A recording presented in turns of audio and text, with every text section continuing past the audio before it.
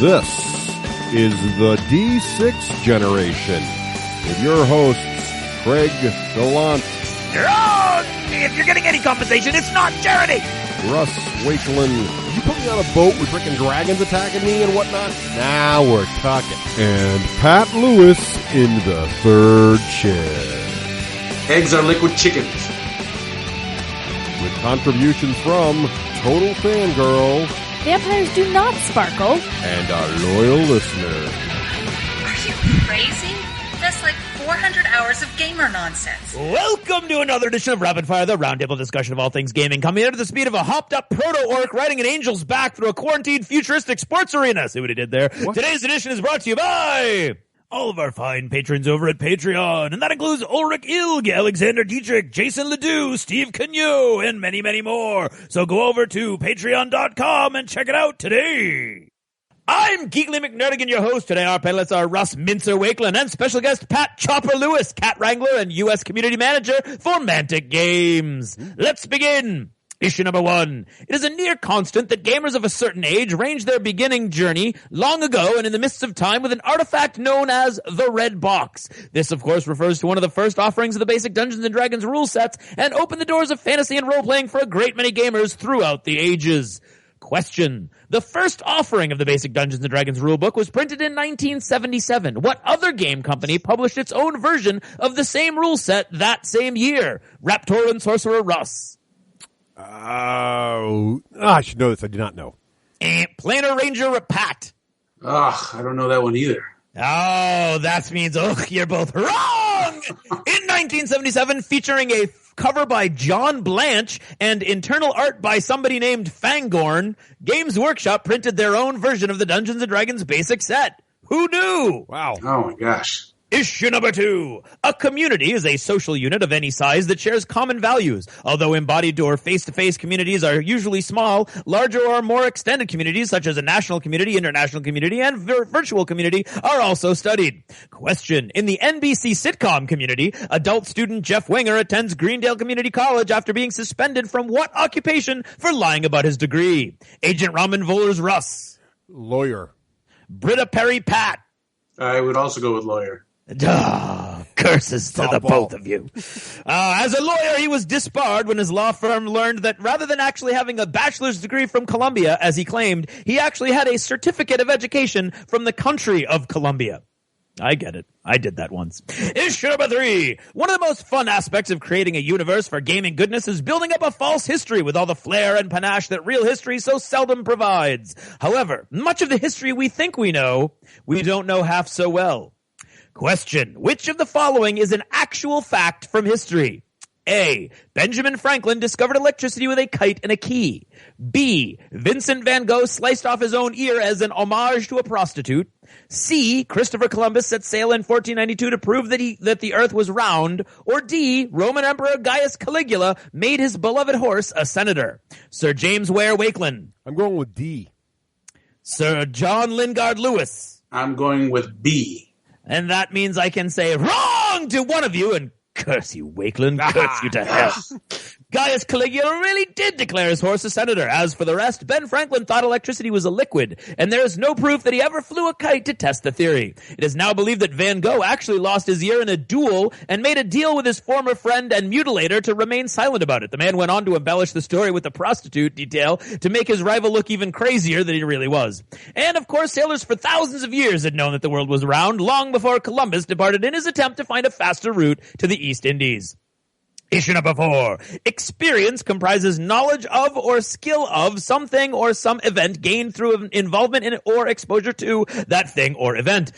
Whew. The concept of experience generally refers to know-how or procedural knowledge rather than propositional knowledge on the job training rather than book learning. Question. What early 20th century mathematician believed in an objective mathematical reality that could be perceived in a manner analogous to sense perception? Try that one, Wakeland. Anatole Rapoport Russ. I got nothing. George R. Price Pat. Oh, I don't even know if I know any names of mathematicians. Yeah, well, considered with Aristotle and Gottlob Frege to be one of the most significant logicians in history, Austrian-turned-American Kurt Gödel made an immense impact upon scientific and philosophical thinking in the 20th century and brought mathematics into the experiential realm. That's it for now. Thanks for listening, and good night.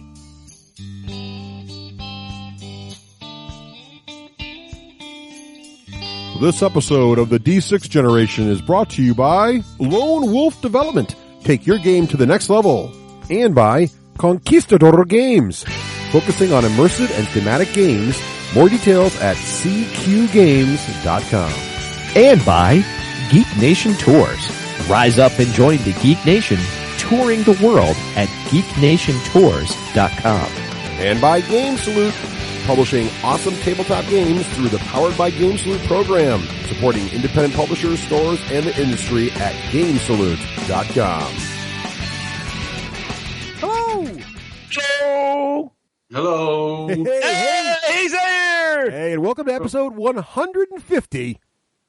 Really, Craig? 150. There it is. Of the D6 Generation, I'm Russ Wakeland. I am Craig Gallant. And I'm Pat Lewis. Hey, Pat, welcome to the show. Pat! You know, for those who don't know, Pat is I don't mean just He is the man in the colonies. the community manager in the United States for Mantic Games. Or are you worldwide, Pat, or just U.S.? I am North America. North actually. America. Nice. North America. Awesome. Heck yeah! So, of course, we're going to talk with Pat. Did they give you a lot of trouble, Pat? Are they harsh on you when you're all together? Actually, no, not yet. Oh, good. No. So Expect it. They turn. I do. we're going Those Brits. I'm looking at you, Phil. I'm looking at you.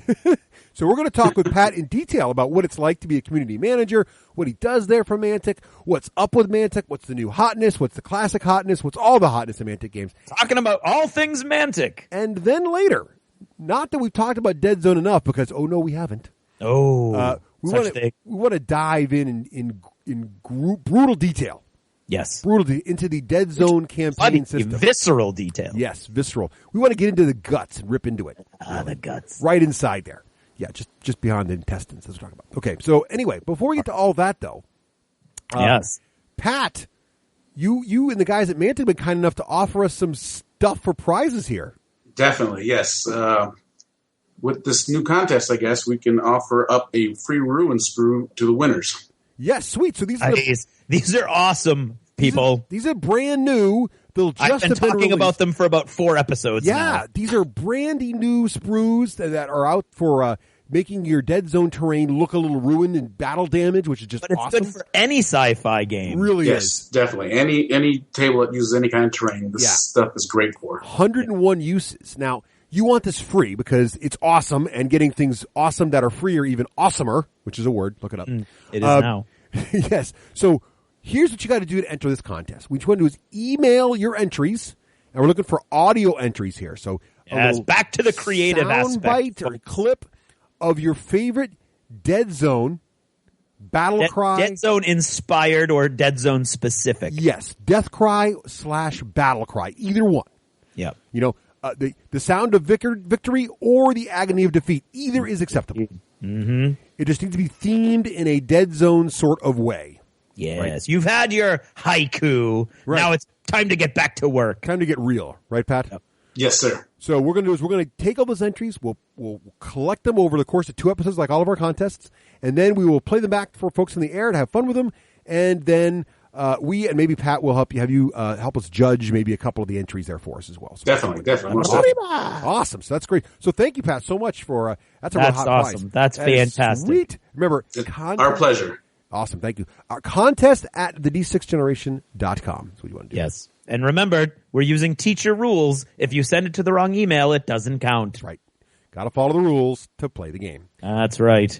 Also, a couple announcements here. Don't forget to check out the Lost Chapters. Oh, don't do that. You know, Pat was kind enough to join us in Lost Chapters, and we talked about, Pat, do you remember when we got together in Dunkin' Donuts there and we talked about stuff? Do you remember what that stuff was? That was correct. It was the Mantic Fluff. Or the Mantic Fluff. I'm sorry, the Deadzone Fluff. The Deadzone Fluff by Mantic. Yes. Mantic, of course, Which yes. also ties into Warpath Fluff a little bit. So a little bit of all that's tied in there, right? And Yes, Dread that's correct. stuff. Yeah, good stuff. So if you're interested in the background material and really getting into hearing what all the factions are about and the Why they're doing what they're doing and what a dead zone is. Exactly right. Check that episode out. It's great. It's got all that in there, and Pat helps us get it all straight. Make sure don't goof it up as usual. Now, Russ, Yeah. what's the best way that a listener could get a Lost Chapter? Really, the best way is to become a patron of the arts, Craig. That's right. Well, we're bringing back the Renaissance, baby. Yeah, except we're not really an art. So instead, become a patron of the D6 generation. And That's right. support Which is whatever the actually heck- much less highbrow. whatever the heck this is. So what you want to do is go to our website and click on the Patreon logo on the right-hand side, or just go to patreon.com/the D6 generation. And there you can watch a video featuring Craig, and you actually see what we look like, believe it or not. And find out why we do radio. Why we are radio experts and not video experts. Exactly right. And if you support us on Patreon, and basically how it works is you can choose how much of a supporter you want to be, and you basically donate a little bit of money to the show every time we drop an episode. So it helps to encourage us to get our episodes done on a routine basis, and you support us. It's going to give us a little tip in the tip jar every time we get a show out there for you.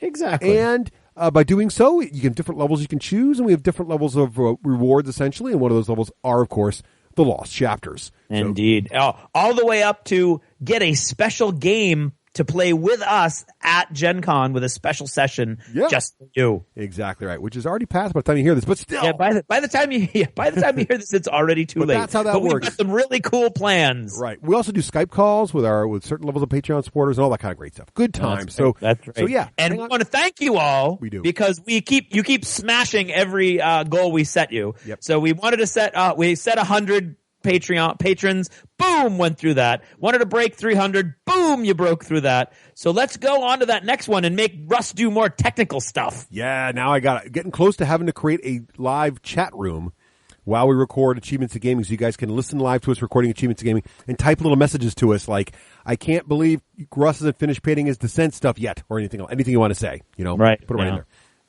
So, awesome. So, Craig, what's the time now for? Geez, I don't know. It's about 8:30. Oh, that means it's time for Achievements in Gaming. It is indeed. Now, Achievements of Gaming is brought to you by Colin the Ashbourne Odd Boys. Antonio's K-Judges have taken first place in the Dreadball League. Play more games, but remember, no coaching. Now, remember, don't forget, if you hear this noise, Pat, don't be disturbed. That's just the sound. You've just taken over your headphones. That's just the sound of earning an achievement in gaming, meaning that you've done something or mentioned something or referenced something that is indeed geeky quality goodness that we want to reward you for. Great. So, Pat, the first segment of Achievements Today, we like to talk about what we've played lately, what kind of pulp games, if you will. The actual physical touched them and felt them and they pricked you with their chaosy little spiky bits. Yeah. Okay. So, Pat, what have you been playing? What have you been playing lately? Well, lately we've been playing a lot of Bang. Ooh, nice. Which one? The card game or the dice game? The card game, actually. Ooh, good I chose choice. the giant bullet. Yeah, Retro. the bullet. Bang the bullet. Yes. We're playing a lot of X-Wing. Ooh, excellent choice also. I've also been playing a lot of that Hellfire and Stone campaign for Kings of War. Oh, now let me ask you this. How are you liking Kings of War? Which faction do you find is the coolest? Right now, I'm enjoying the dwarves, actually. Ooh, okay. And because I've been playing against a lot of the abyssals, I'm starting to lean towards the abyssals. Really? And those are like the evil dark dwarves, kind of? Yeah, the dark dwarves, the evil dwarves. Do they have large hats? They don't have large hats. That's nice. That's probably wise. They look like just evil dwarves. Okay, evil dwarves are cool. I love it. Awesome. Cool, because everybody's got got good humans and evil humans. I never understood why the evil dwarves and the evil elves had to be like really, really weird looking. But anyway, Yeah, I couldn't understand that either. Right. What else are you playing? We've been playing a lot of Battlestar Galactica, the board game also. that you can't go wrong with Now, that. do you like Because being we segued from Bang into Battlestar Galactica. Yeah, now those are both sort of similar because you got that traitor kind of unknown thing going on there. Yeah, Now- definitely. Now, do you prefer to be a Cylon or do you prefer to be a pure human? I prefer to be the pure human, actually, but everyone seems to think that I am a Cylon. You're one of those guys. Or I'm an outlaw. Now, there's some controversy around this. Do you find that the Cylons win more often or the humans win more often when you guys play? In our games, I feel like we're 50-50 because we really have some conniving players in our group. Nice. That's good. If you make it 50-50, that's doing pretty well. Yeah, and it's really, and everyone is so mistrustful when we play these games that everyone is something. Nice. Awesome. Now, how does Bang go? Do people start shooting each other right away, or do you kind of try to do some social engineering and figure out who's doing what, or how do you work? Yeah, there's about 3 rounds around the table. Yeah. Of just kind of feeling people out and a lot of accusatory stares and questioning of people's motives. Right. And then someone usually as soon as someone gets a gun out, then the bullets start flying. Nice. That's awesome. Great. And last thing we've been playing is Star Wars Age of Empire. Good old-fashioned role-playing. Oh, nice. Nice. What are you playing in that game? Are you the GM or are you running a character? I'm running a character, actually. What are you running? I'm running a kind of like an Indiana Jones architect kind of scholar kind of guy. Very cool. Very cool. Yeah. So no force, just the basics? No force, just a Bothan who just kind of is looking for, I guess I took I think they're called detriments. Yeah. Where I'm obsessed with looking for Jedi artifacts. Oh, nice. That's awesome. Cool. Do you get to yell it belongs in a museum a lot? Exactly. That is my key phrase. It belongs in a museum. That's awesome. Wow, there's some pretty meta stuff going on there. Right. Well, Lucas involved both films, so it's totally fine to have that crossover. Definitely. Awesome. Craig, how about you? What are you playing? I have breaking news, by the way, which will not be breaking news when you hear this in a month. But Harrison Ford got hurt today by the Millennium Falcon while shooting Star Wars Episode 7. No. He is now in the hospital right now Injured by the Millennium with an Falcon? ankle injury. That's all they're saying. Was he coming down the bridge too fast? Well, he is getting a little old. He is getting a little up there. Yeah, you're up there when they show pictures that all the pictures of you are stock pictures from 10 years ago. Yeah. Yeah. The man is 71 years old, for the love of God. Give him a break. That's pretty old to be blind. You need to put some padding down on that Millennium Falcon ramp. He's starting to look like the Falcon did in Mos Eisley Cantina there back in the day. Yeah. Yeah, there you go.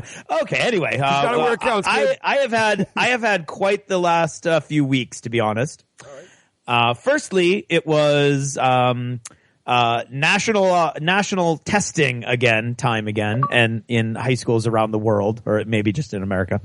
And what that does is, in their infinite wisdom, they decide to test only half of a class at a time. But it's not half of a class mathematically; it's half of a class by alphabet. So it's never half of a class. It's always 2/3 of a class, and then you're left with 1/3 of a class, and you don't have anything to do.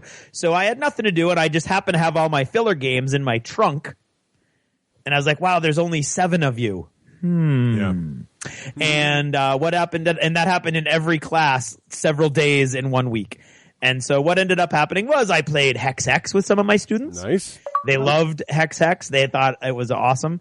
Now this one takes a little finagling, and you need to control your vocabulary when you're teaching it in a public school. But I played a lot of Bang the Dice game. Yeah. Which you just have to embrace the political incorrectness? Yeah. With the what? The political incorrectness? No. The more the abstract nature. Ah, yes. And so beer becomes medicine, or root beer, depending on how advanced the students are. Medicine in a mug. That's how we roll. Exactly, that's how we roll. So they loved Bang. Nice. Now, interestingly enough, I have my honors class broke up and split evenly, and the boys, who are a little more rough and tumble, enjoyed Bang, and the girls, who are really smart but really sort of conniving, all loved the Resistance. Oh, that's a good one. Oh, that's a good game too. And they actually loved the Resistance to the point where they were playing the heck out of it. Like, I've never seen. I played a lot with them, but I did a lot of watching too, so I could walk around and make sure everybody was okay, and doing stuff.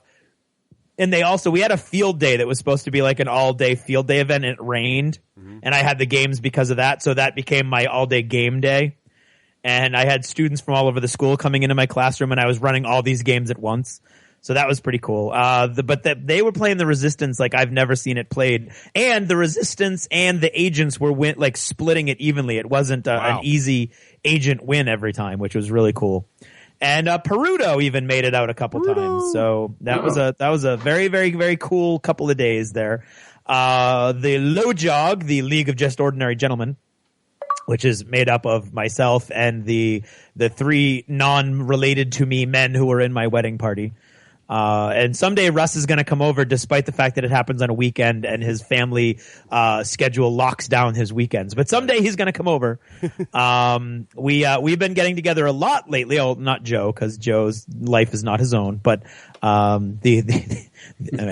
won't say why. Anyway, it has something to do with legalizing marijuana and him being a drug kingpin now. But anyway, Deadzone. We played some Deadzone. We played some Crossmaster, which you lied and you told me your brother loved it. Your brother had never played it before, and now he's played it twice and really enjoys it. So anyway, we've taken care of that. We've taken care of your lie. We've taken care of it. We've covered the issue. I played with his kids for sure. Anyway, but well, that's not what he said. But anyway, maybe he's lying to me. Maybe he's lying. Oh my God, I never thought about that. Anyway, and the big winner for Low Jog, and the one that Pete and John choose most often, is Chaos Ball. Oh, excellent choice. Which is awesome because I get to actually use all these models that I've been painting. Mm-hmm. So I did use the Amazons, and I went, oh my God, they are super powerful with that diagonal kill zone edition for their special rules. So I did not use them the second game we had last Sunday because I felt like I was not, it wasn't very fair. Just give someone the Angels, will be fine. No, that's what John's been playing, and he is not as good at sacrificing as you are. You got to kill him. So he does it too soon, I think. I don't know. I haven't really been able to figure out why his sacrificing isn't as helpful as you. But yeah, that game continues to be a great deal of fun. Yes. Another schedule that, another program of studies that I followed was, of course, if you followed my tweets, you saw the all-day 40K event that I took part in to celebrate 7th edition, and celebrate, I don't know is the right word, but, considering I realized that weekend that I had never even bought a 6th edition rulebook. I never got around to it. That's how fast 6th edition was what came and went. Which is ridiculous. And as a business, you really should be ashamed of yourself. But I had a fun day for all day 40K. My Space Wolves came out again. Unfortunately, what I didn't realize was there were 3 other Space Wolf players in our local group. So I had to dance around the other players so I wasn't playing Space Wolves all day. So my first game was against Ryan, friend and listener of the show. We did a small 500-point game, and to be totally honest, I wouldn't have known it was a new version of the game other than the way the missions work. Mm-hmm. That's how sort of fiddly I think the changes are. I like them. I think the changes are primarily about things like wound allocation and stuff like that, which seems a lot more realistic and went a lot more fast than I remembered it. But like I said, if you had just been teaching me and you were lying to me and saying, no, Craig, that's how it's always been, I would have been like, okay. Yeah. Although the new mission system is cool, and the new mission cards make for a really, really cool game, which I ended up playing in my 1,000-point game, Space Wolves versus Tau, with Dave. We used the new mission objective cards, the tactical objective cards, and that made for a really cool dynamic game because you had to constantly move around the board to try to grab different objectives. The only bad part is, and I think this might need a house rule, is a lot of the cards are very specific targeting cards. So it's like, you get a victory point if you kill a psyker this turn. Well, if there's no psyker on the board, that can be very frustrating. Right.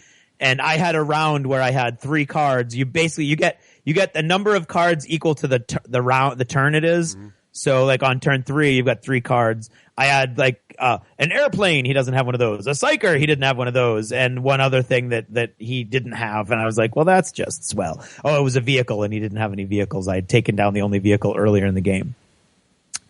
And so that was a little frustrating, but it was really cool. And the game was, even though he was crushing me in the early game and I was crushing him in the late game, the victory point total kept going back and forth right down to the very end when his HQ called him home early. But that was really cool right up to the end there. And then on Tuesdays, of course, still playing Deadzone, teaching Deadzone, preaching the gospel. Mm-hmm. I've had a couple more games. I had a game with my enforcers, which I really enjoyed playing with the enforcers.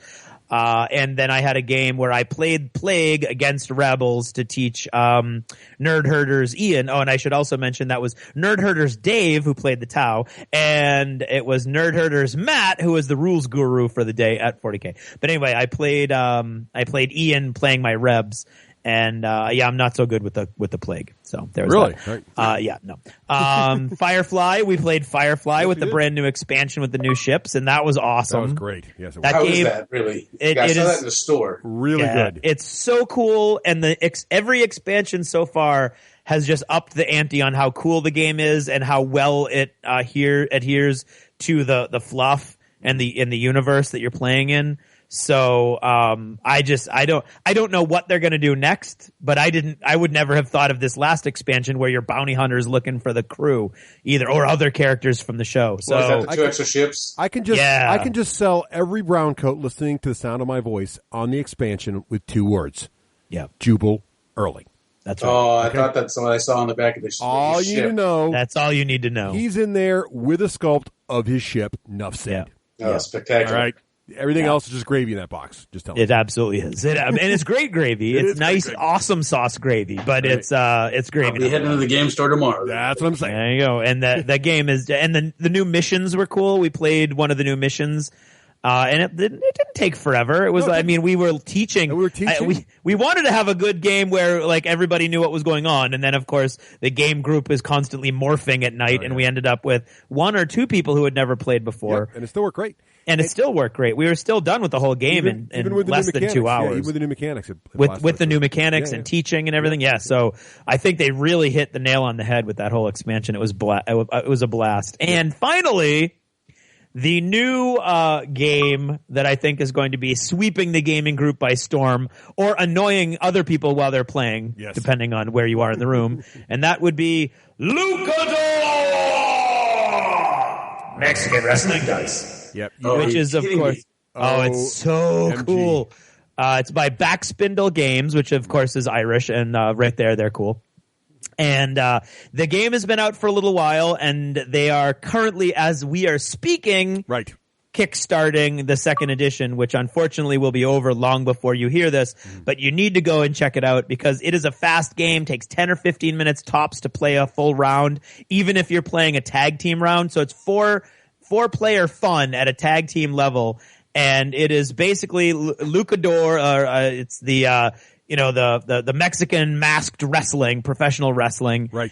And it's just a really fun dice game where you have to have your dice land on the ring. If your dice don't land on the ring, they don't count, and that really sucks if you've like really built yourself up to a big moment with a single die. And you're like, take that, and it rolls off the mat. Right. Oh. Like, no! So, it's just a loud, obnoxious game, I would imagine, if you're not playing it. But if you're playing it, you don't care how loud and obnoxious you're getting. And you're high-fiving each other, and you're tapping out, and you're missing, and you're knocking each other, KOs and pins, and you're counting 1, 2, 3, you're out!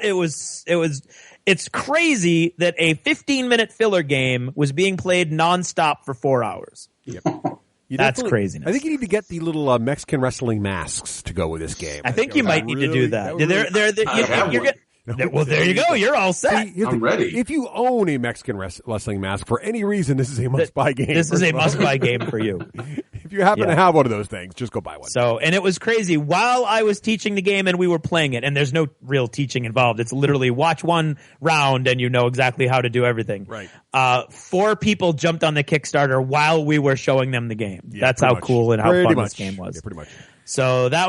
I've been playing a lot of games, Russ, but that's it. What about you? All right. Well, let's see. I also played Luchador, so we can just put that out there. I've been playing a lot of my Descent. The Descent group is back. We've been playing like crazy. Good. Got 4 games in the last couple weeks. We are now 1 mission into Act 2. So the monsters are now more powerful, and I've been painting stuff up. And also, just so everybody knows, I'll say that for modeling. Anyway, it's going great. I've only won 1 mission, so I'm still not doing materially better. Well, if you consider last campaign I won no missions, then I'm doing infinitely better. You can look at it that way. But the games are definitely a lot closer. So, and I do feel like in Act 2 here, I've got some good opportunities, and I'm loving the new mechanics for the lieutenants and everything. I think I mentioned it before, but doing great. We should definitely re-review this game because with all the new stuff out now, it's definitely totally different game. It sounds like. Well, yeah, close enough. I think it's pretty different. Yeah. Also played more Galactic Strike Force. This is the game from our friends at Greater Than Games, the guys that make Sentinels of the Multiverse. Their new game that came out at PAX East is where I picked mine up. Galactic Strike Force is, I think I mentioned before in the show, you each play, there's basically a giant some sort of invasion happening in the solar system, whether it's space bugs or a major syndicate coming in with their ships or a space empire battle carrier or whatever. Different main villain spaceships, and so you pick one, kind of like Sentinels of Multiverse, the supervillain, and then. But there's no defensive strike force. There's no like army. Political correctness has completely stripped us of our military. So what instead we have really is a bunch of some miners, some fugitives. Dare we use the R word? Raiders. Is it ragtag? Ragtag fugitive fleet of whoever wants to get together and try to stop this thing. And so you're playing one of these ships, and there's a bunch of different heroes to choose from. It's a lot of fun. We had a great time with it. We actually repelled barely. We thought I was teaching people, and we were after one turn. They looked at the table and they said, "This is hopeless." And so we changed tactics and just went after the main carrier, the main ship. We're like, we can just destroy the main ship, be okay. And somehow we pulled it out and got a win, and it felt so good. Because just like Sentinels of the Multiverse, the game gets really, really hard, but if you just work at it, you can get through it. It's a really good co-op game. And for some reason also, because you're managing your own cards so closely, you don't metagame it and look around, and there's not one alpha gamer sort of running the table. Everybody's sort of in their own thing and focusing. Very much like Sentinels. I really like it a lot. Mechanics are very different. It does not feel like Sentinels in terms of mechanics or anything. It just feels like it in terms of a really good quality card-driven co-op game. Really like it a lot. Cool. Also, was finally taught, speaking of co-op games, I guess I'm playing a lot of these, Adam, our Descent group guy actually, finally taught me Pathfinder, the card game, which I had not played. I liked it a lot. I hear good things about that game. Yeah, I would definitely recommend it as a good one to try. It definitely you kind of build you build your deck when you level up. You don't really necessarily build it too much during the game. So, but it's just a lot of fun. It's neat how it works. I like the mechanics of it. I like the feeling of my character getting more powerful. And then after you win a game, you can keep your character deck the way it is and sort of like continue the campaign, if you will. Really neat. So we're going to try start to play that when our Descent guys no-show or can't make it, or we're going to do a little Pathfinder instead as sort of the dungeon crawling itch there. But I liked it a lot. I really was impressed by it. And it's funny because after a while I was sort of getting down on pure co-op games, and these last few I've been getting into have really been really great. So I don't know if someone's cracked the theory on how to get them so it's just not one guy running the game and telling them how to play it or whatever. But these have been really a lot of fun. As Craig mentioned, we played Firefly, the board game. It was great. One thing we didn't mention about it was it does add a new mechanic of piracy, which adds a lot more player interaction. So there are now missions you can get from the various people. That's true, because there wasn't a lot of player interaction before then. So now it makes it a little more like Merchants and Marauders, where before this was Firefly and the base game is pure pick up and deliver. There's a very little bit of player interaction in terms of I can get it, the item you want from the planet before you can get it, or if you have one crew that's disgruntled, I happen to be where you are, I can buy them off your ship. But for the most part, very straight up. Now, though, it's a lot of player interaction to the point where people will swear at you if you keep killing their ship and leave. Like if you have a mission that allows you to do piracy. And if it sounds to you like Russ is speaking from experience, it's true. Our friend Chris was playing with us, and poor Chris, my mission said that I could commit piracy against another player if they were an outlaw vessel, meaning they are carrying some kind of contraband. Because basically I had a letter of marque, essentially, the equivalent of it, which means I could do some little bits of naughtiness if it was against an outlaw ship. So he happened to have some stuff on his ship that made him an outlaw. So I went after him, and he had no weapons or any kind of defenses. So I flew right in there and raided him, and it let me took him on I took all of his fuel, and I just flew it away, left him drifting in the black. And so now he's going to spend a bunch of turns just moseying, for those who know how to play, to get to the nearest planet. So I totally shut him down. And then, of course, later I got another one of those cards, and he still hadn't gotten rid of his contraband. So I went after him again, at which point I think he wanted to punch me in the face pretty much at that point. But it was a blast, so it definitely gets you that screw your neighbor element to the game. Really liked it a lot. It doesn't really add levels of complexity that slow it down in any way that I felt. Played yet more Crossmasters, Frygost, the new frigid version of it. Really liked the Captain America dude, Captain Americana, with a K. And then also been playing a lot of Deadzone, still having a blast. Stick on my orcs. You know, I've assembled some of my plague, and I keep thinking I'm going to play them, but the orcs just keep calling to me. I'm loving my orcs. So I'm looking forward to that. We really got to start a campaign, Craig. That's going to happen next. I played a couple of campaign games from PsyOps, but now I'm ready for a big old multiplayer campaign extravaganza. That would be Nexus Psi to those of you who are actually trying to figure out what Russ is talking about. PsyOps, Nexus Psi. It's got a whatever. So, well, we only got a guy that works for the company right here. Whatever. I was a little confused. I'll be honest with you. Yeah, see, fast. I thought that was something else you guys had on the side there. It's Nexus Psi, the one with the 2-player version, with the plague. All right. So what about modeling, Pat? What have you been doing for modeling lately? I've been like you. I've been working on my Marauders. I've been building up that force. Actually, slowly taking over my Orc army. Actually, working on some Brock Riders for my Dwarf army. Those things are actually great looking models. Nice. And then because Gen Con is coming up, I am, or will probably be gone, right? Yeah, close. I'm working on about 1 million pieces of Deadzone terrain right now. Nice. I cannot wait to see this. Before the show started, you were kind of telling us that you were building some sort of really unique terrain project. Top secret. So those top secret right now. You'll have to come by the Mantic booth to check it out at Gen Con. Can you give us a hint how many sets are involved in this thing? It's about a mat length wide, and it's about 2.5 mats long. Whoa, that's big. Cool. I can't wait to see it. Yeah. And then I got 2 just kind of what I'm calling my palette cleanser projects. I'm working on Night Models Dr. Doom. Nice. Just kind of painting it up. And then I'm actually working on an old Bandai Battleship Yamato nice model that I've actually had in the closet for a long time. And I brought it out and I just started working on it, just whenever I need to break from other things and something that's not game related. Do you find yourself humming the theme while you paint it? I do, actually. See, I have the same problem. And I do the wave motion gun all the time. Yes. Yeah, exactly right. How can you not? It's awesome. That's cool. Cool. Tweet some pictures of that when you finish them up. Oh, yeah. Definitely. Yeah, cool. Very good. Craig, what have you been modeling? Well, what have I been modeling? I have been spending a lot of time with my Deadzone stuff, finishing up stuff that I talked about in previous episodes. So I finished 2 Plague starters. Nice. I've finished my Enforcer starter. Mm-hmm. I have finished all of my terrain for 2 full terrain boxes, all the accessories, and the leftover terrain I had from what Will lent me for the big giant landing pad that I did.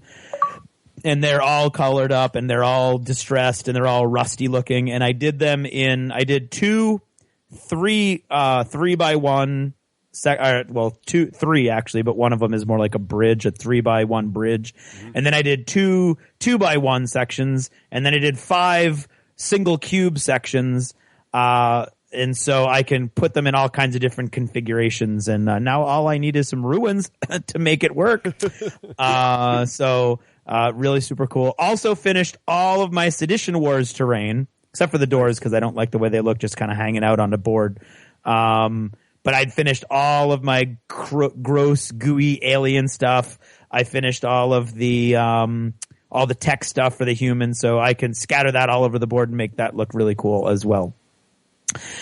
For Chaos Ball, I finished all the accessories, so the stone walls are now done, the balls are all done, and the minor scoring mounds are all done. Nice. And I finished the ninjas, actually, just finished them last night.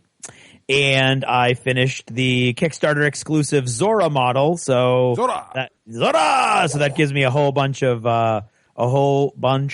ringers now to work with, and only like a ton more to paint or something gross like that. So that's what I've been doing. Russ, what have you been working on? You foreshadowed some comment you were going to make in the modeling section. So not as much as you've been doing, but I did break out and start painting Descent again. So here's what these guys at Fantasy Flight have done to me now. So what have Fantasy Flight done to you? Fantasy Flight. So what happened was, of course, I'm way behind on my Descent model painting, and given that it's one of the games I probably put the most time into, you'd think I'd paint more. So I started painting my guys again, and I was noticing that some I have all, for those that have not been listening to the show forever, and you're probably wise. So some of the models I have all the original Descent stuff, right? And as most of you know, Descent 2 came out with an upgrade pack that had all the new cards. So if you had the old Descent models, you get these cards, and now you have all the old monsters you can play in Descent 2, along with all the stuff that comes in the Descent 2 stuff. So I had these monsters for a while. I started painting them, and the older Descent 1 models aren't made from the same plastic. The newer Descent models have more detail, they are better poses, and they have a slightly different plastic that doesn't have that problem where sometimes when you prime board game plastic models, they get sticky. Right. Yeah. So the old Descent models get sticky, the new ones don't. So I was painting some of the new ones and the old ones mixed together, and I was really noticing that stickiness. And then I went to Myriad Games, and I saw that the crafty guys at Fantasy Flight, they've been releasing a lot of expansions lately. They've got all the lieutenants already. I've got the latest expansion with the city campaign in it, which is just cool. I can't wait to start that one. And then there was a new expansion box on there that was three monster groups and 3 heroes.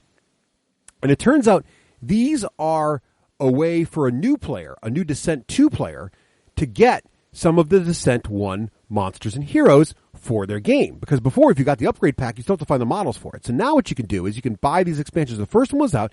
It had 3 of the classic Descent monsters in it and 3 of the classic heroes in it. Now, these come with the cards, which replace the old cards. Some of them had new facts on them, but that wasn't enough for me to buy it. I'm not going to spend it just for the cards. I can correct my cards. But then I realized they're all new sculpts out of the new plastics. So the new set has Beastmen, the Bane Spiders, and the one other monster I'm forgetting now. And they look, the Razor Wings, and they look phenomenal. The sculpts are fantastic. Really, really like them, and they're made out of the new. As soon as I figured out they're made of the new plastics that doesn't have the priming problem, I fell prey to it and bought them.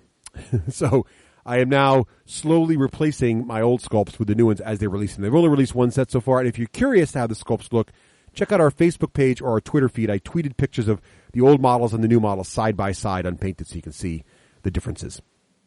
Also love the new hero sculpts; are also fantastic. So, sadly, it was very brilliant of them to do sculpts, and now I'm suckered in to buy them, as I'm sure many of the Descent fans will as well. So.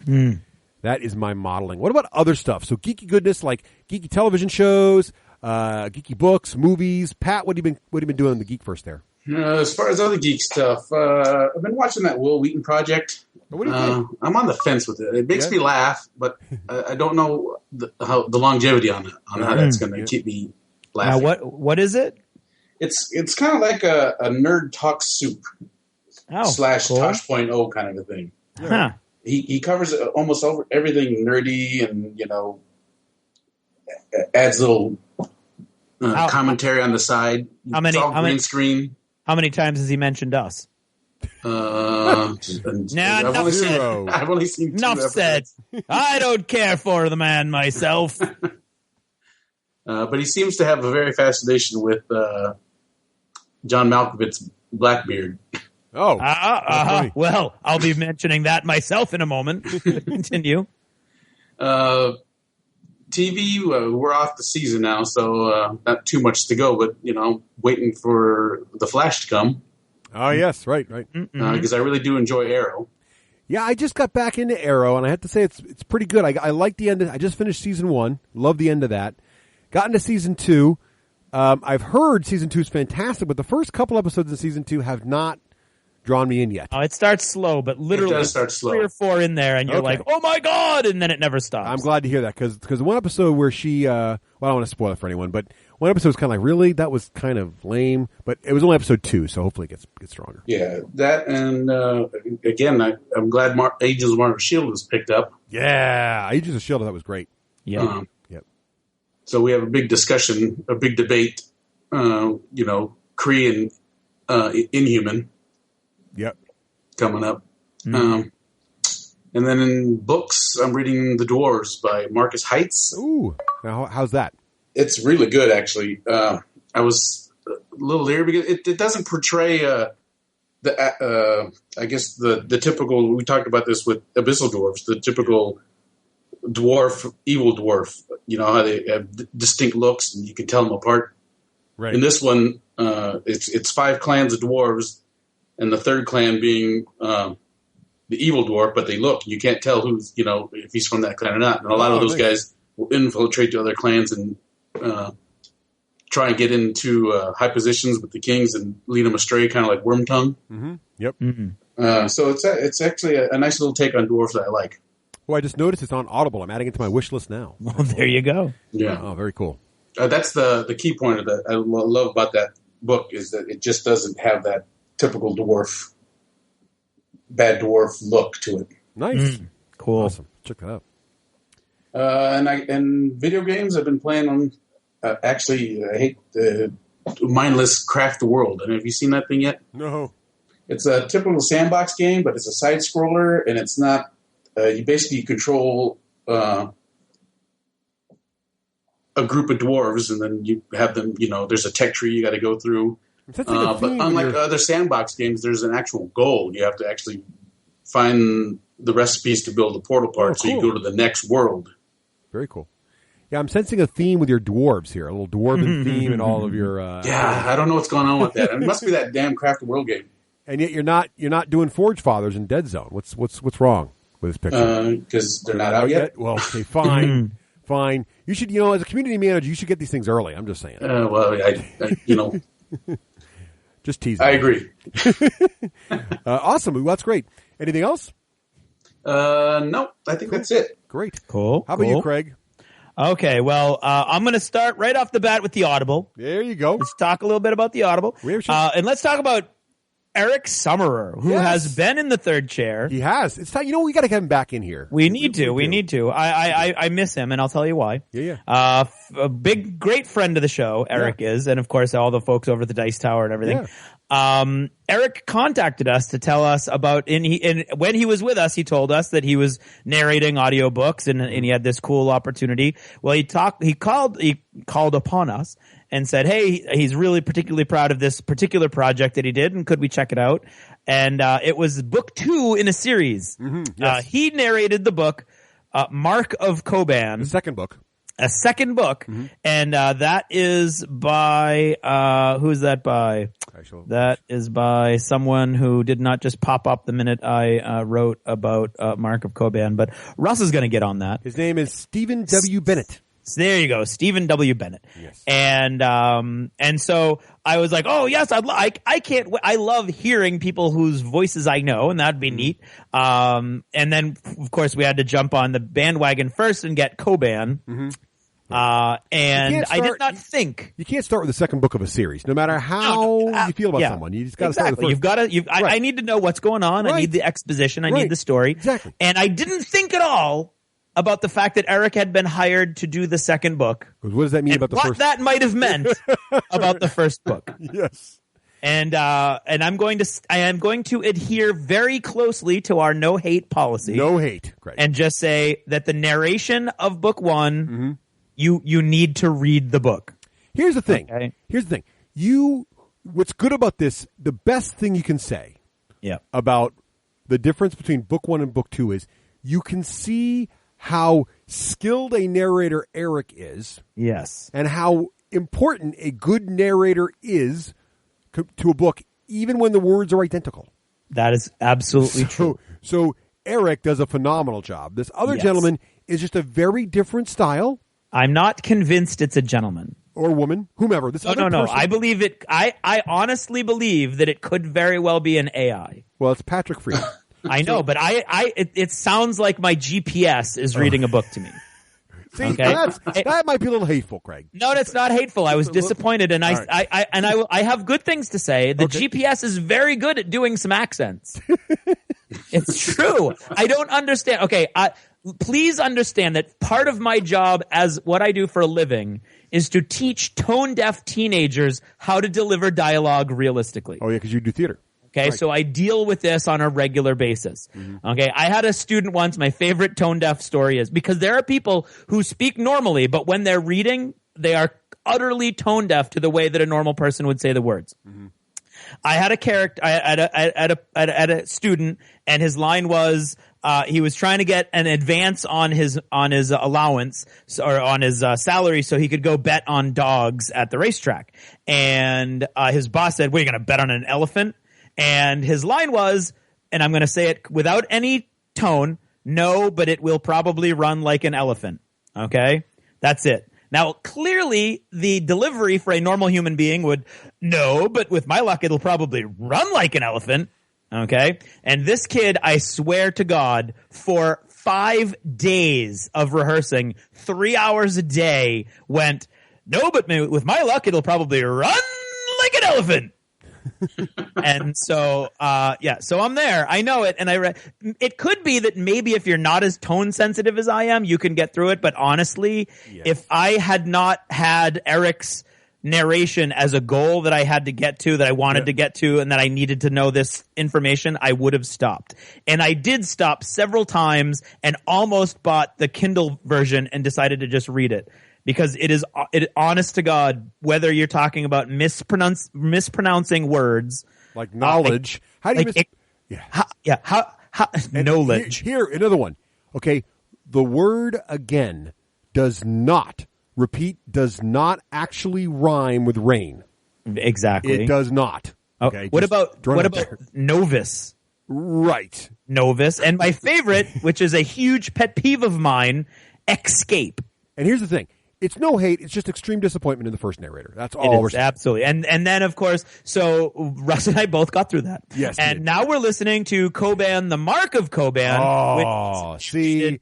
And I'm going to tell you, this is a really cool story. It really is. It's not something that I've encountered before. Nope. It's a very cool new idea on science fiction. It is. It's a really cool view. There's weird stuff that I'm kind of like, I don't quite get that. I would love to talk to somebody who's like, when Russ and I are done, Russ and I are going to have a talk about it, because there's all kinds of really cool ideas that these books bring up. It's not, I mean, it's really kind of trying to get a little bit deeper than just a regular sci-fi shoot 'em up.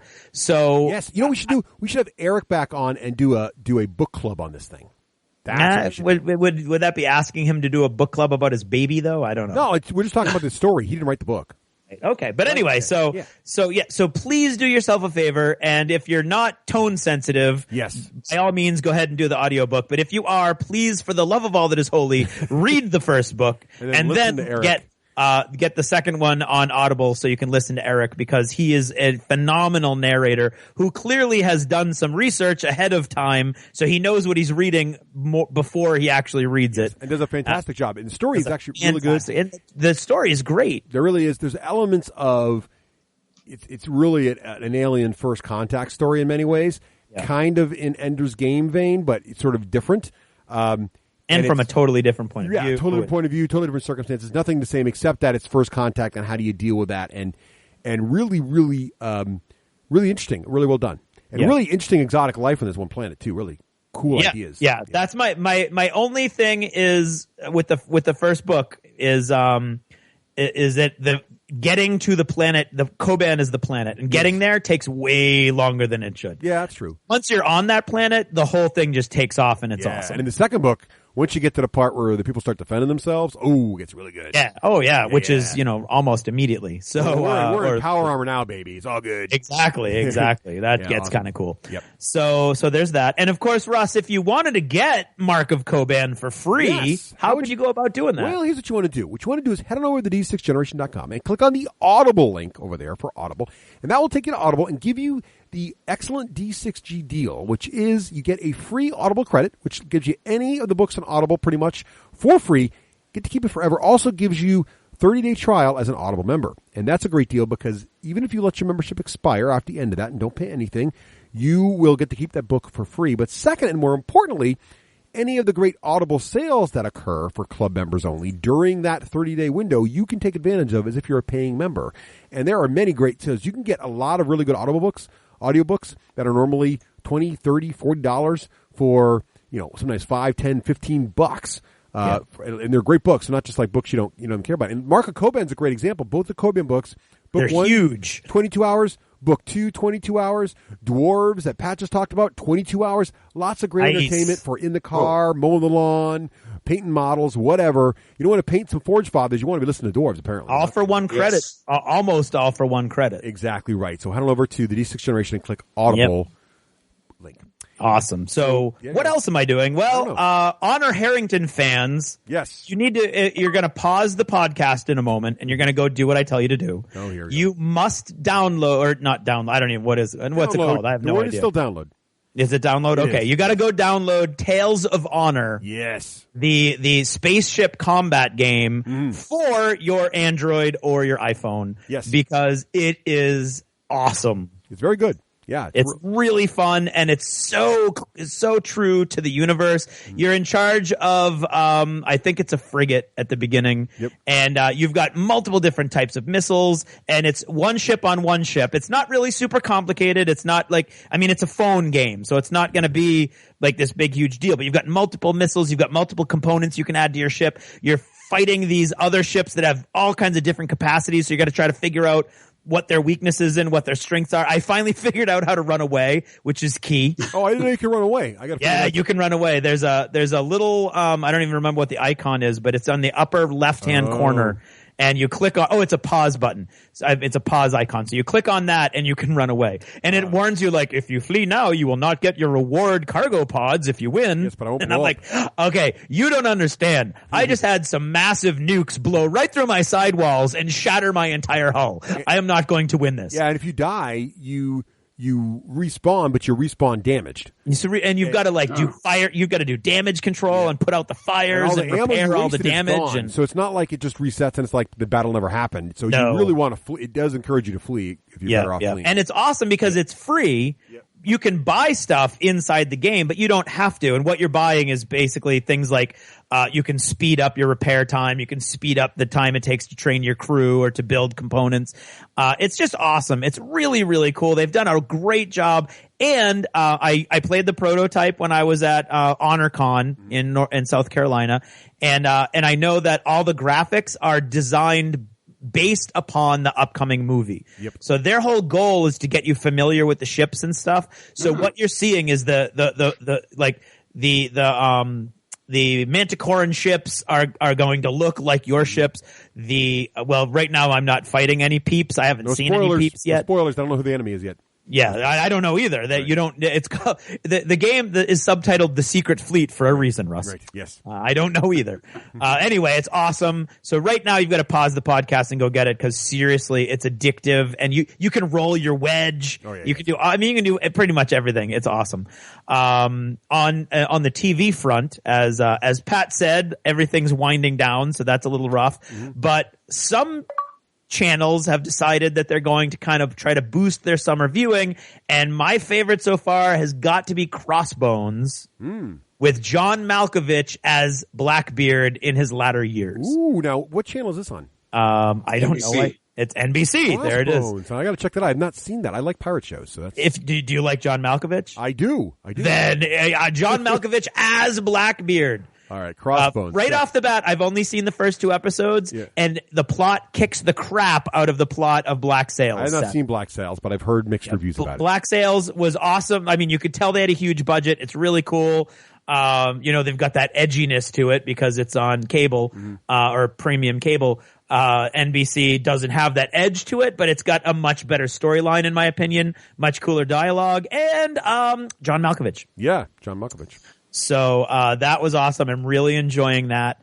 Orphan Black. Did you see the latest episode of Orphan Black? I did. There was a cameo in that episode. There was a cameo of what? Of a board game called Rune Wars. It was awesome. I had to stop the TV like 4 times and backtrack it because later on they actually have a conversation and you find out that they never say Rune Wars, but they're saying all the different unit names. They do say Rune Wars. She actually says, "Oh, it's the Rune Wars Club."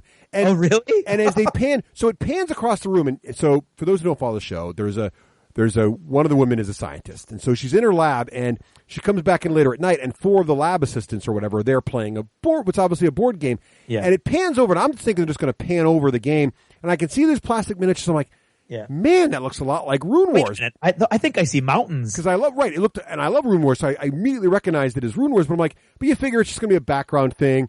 But then they start talking. They're fighting, and the woman's over there doing work, and you can hear the guys playing the game. Yeah. And the terminology, there's a couple things that are wrong. That's how much of a nerd I am, but they're very close. Like they're actually saying like, "Oh, you killed one of my beast men." Oh man, and they're rattling off the cards and everything. And then she comes over and starts correcting. It actually becomes a focus of the show for about 30 seconds. Yeah, it's really cool. And she rattles off a bunch of rules. She starts correcting them on the rules, and they're actually quoting the reasonably close to the right rules from the game. I was real Fantasy Flight, nice job, good cameo, good play. Yeah, there you go. That's good, nice product placement. And now I want to play Rune Wars. Just saying. There you go. And so it worked. Right. And then finally, I'm just going to rip through these, no pun intended, very quickly because I have been on a movie tear. Yep. The other day when Karen was working and I was painting, I just went on HBO and looked at the movies and thought, oh my God, R.I.P.D. I never got to see that. So I watched that, which I thought was fine. It wasn't going to win any awards. Here's my question. Fun rental or not? Yeah, it was a totally fun rental. There you go. I'm going to rent it with Nicole. It was fun. It's on HBO right now. Okay. Yeah, Russ has cut the cord. Yes, so. I buy everything online. But you know what was better than that would be Reds 2. If you saw Reds 1 and you liked it, I did see both. Yeah, Red 2 is so much better than. I liked them both, but Reds 2 was Reds 2 was the best. Yeah, more John Malkovich. Yeah, right.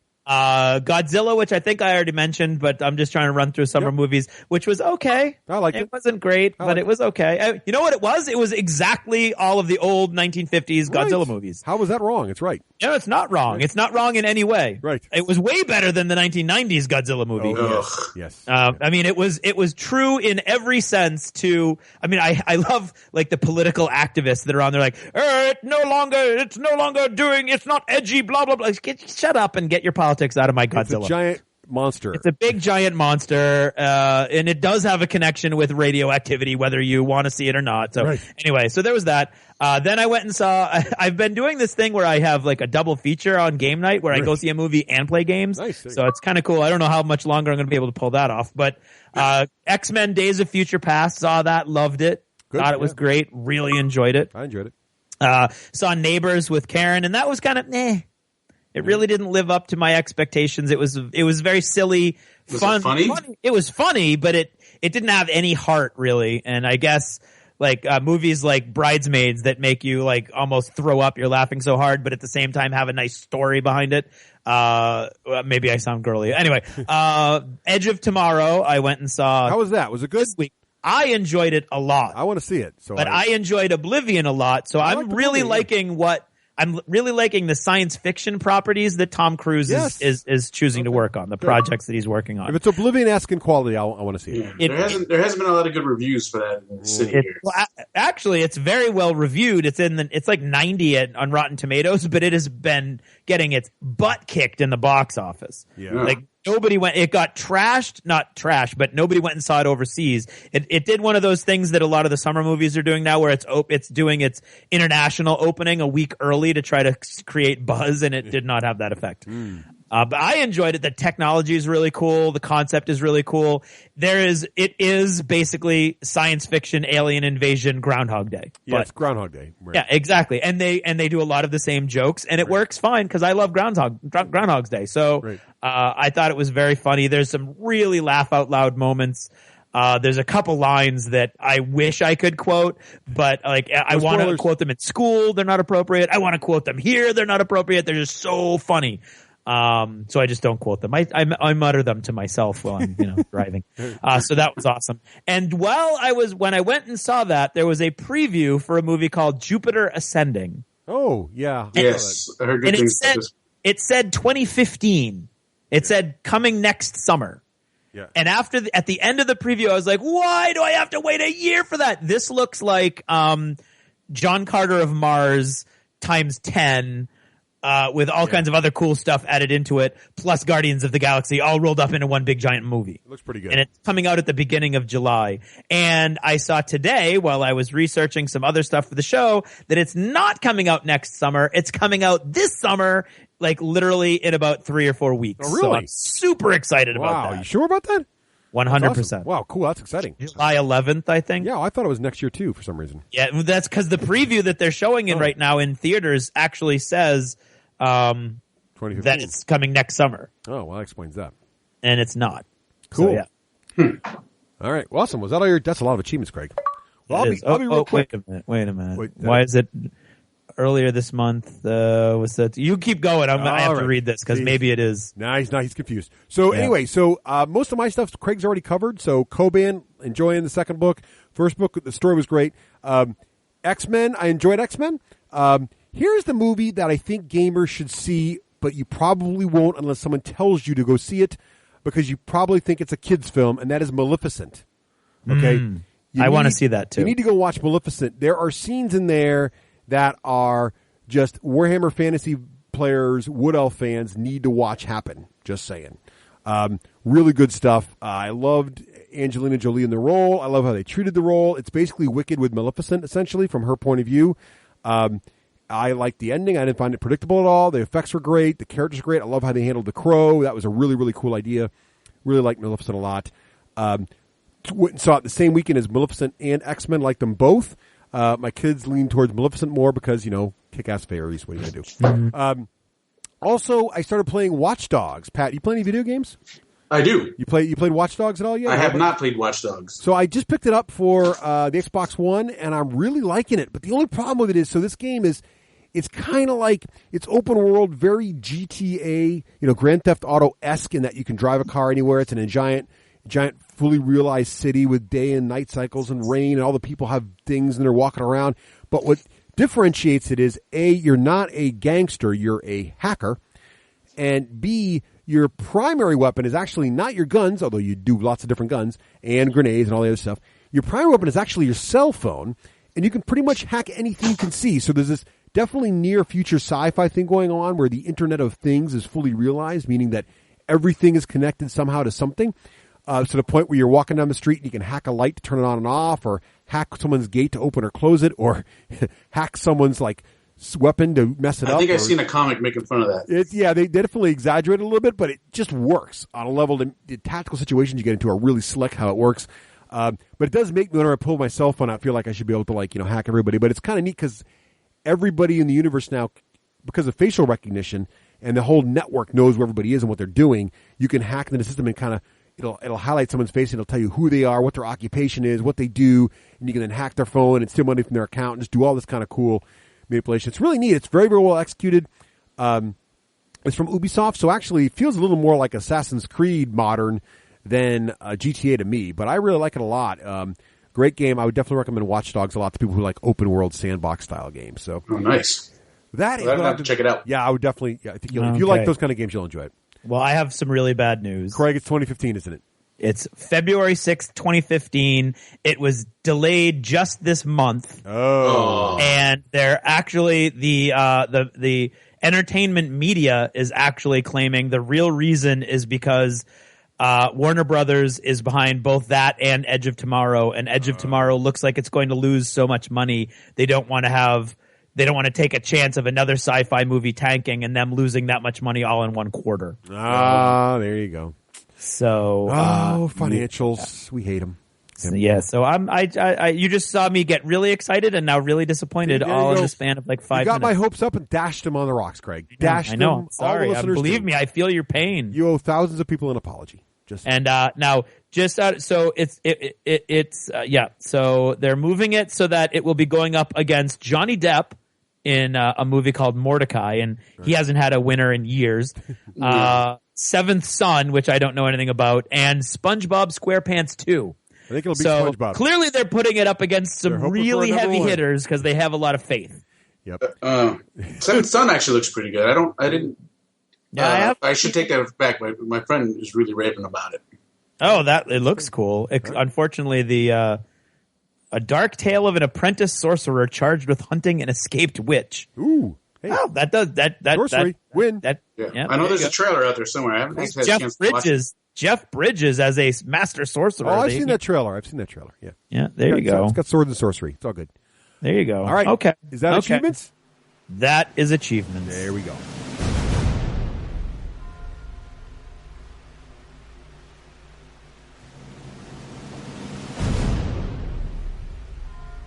Well, ahoy, me mateys. This be Captain Barbossa of the Black Pearl. If it be lost treasure you be looking for, well, I'll send you down to Davy Jones' locker. But if it be lost chapters, well then, you've come to the right place. Go to the D6 Generation website and click on the stack of books labeled the D6 Lost Chapters. There you'll find all the details on how you can acquire these beauties, and you won't even need a treasure map.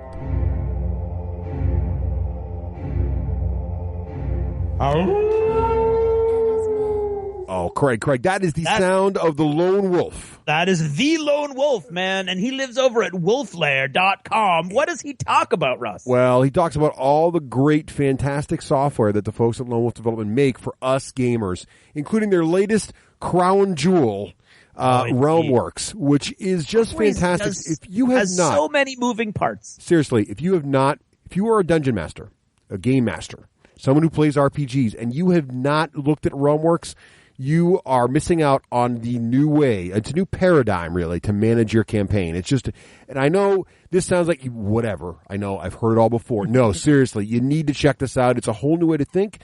It's a whole new way to manage your information. It's a whole new way to keep your players engaged. It's a whole new way to have space between your sessions and not forget where you are, to show how things link together. Really fantastic product. Crazy. Basically, Lone Wolf has done it again. First, they did it with Army Builder, where one of the most onerous parts of playing a miniatures war game, slowly building up your list, became one of the most fun parts, where you could build 100 lists in an hour and just look at all the different permutations of your army. Then they did it with Card Vault, where keeping track of all of your collectible miniatures or cards just all of a sudden got super easy. You had everything at your fingertips. Then they did it with role-playing games, when they did it with Hero Lab, and now they've done it with GMing and, in fact, creating any world for any purpose whatsoever. These guys know how to get the crappy tools out of your way to get you to the fun of whatever game it is you're playing. That's right. And don't forget with Hero Lab too, Craig, this is a big deal. They've now got the Hero Lab Pathfinder character sheet on iPad, which is just really, really cool. A very dynamic, interactive way. If you're a Pathfinder player, you need to be using Hero Lab. That's for sure as well. Yep. So check it all out. Head over to wolflayer.com and see what we're doing.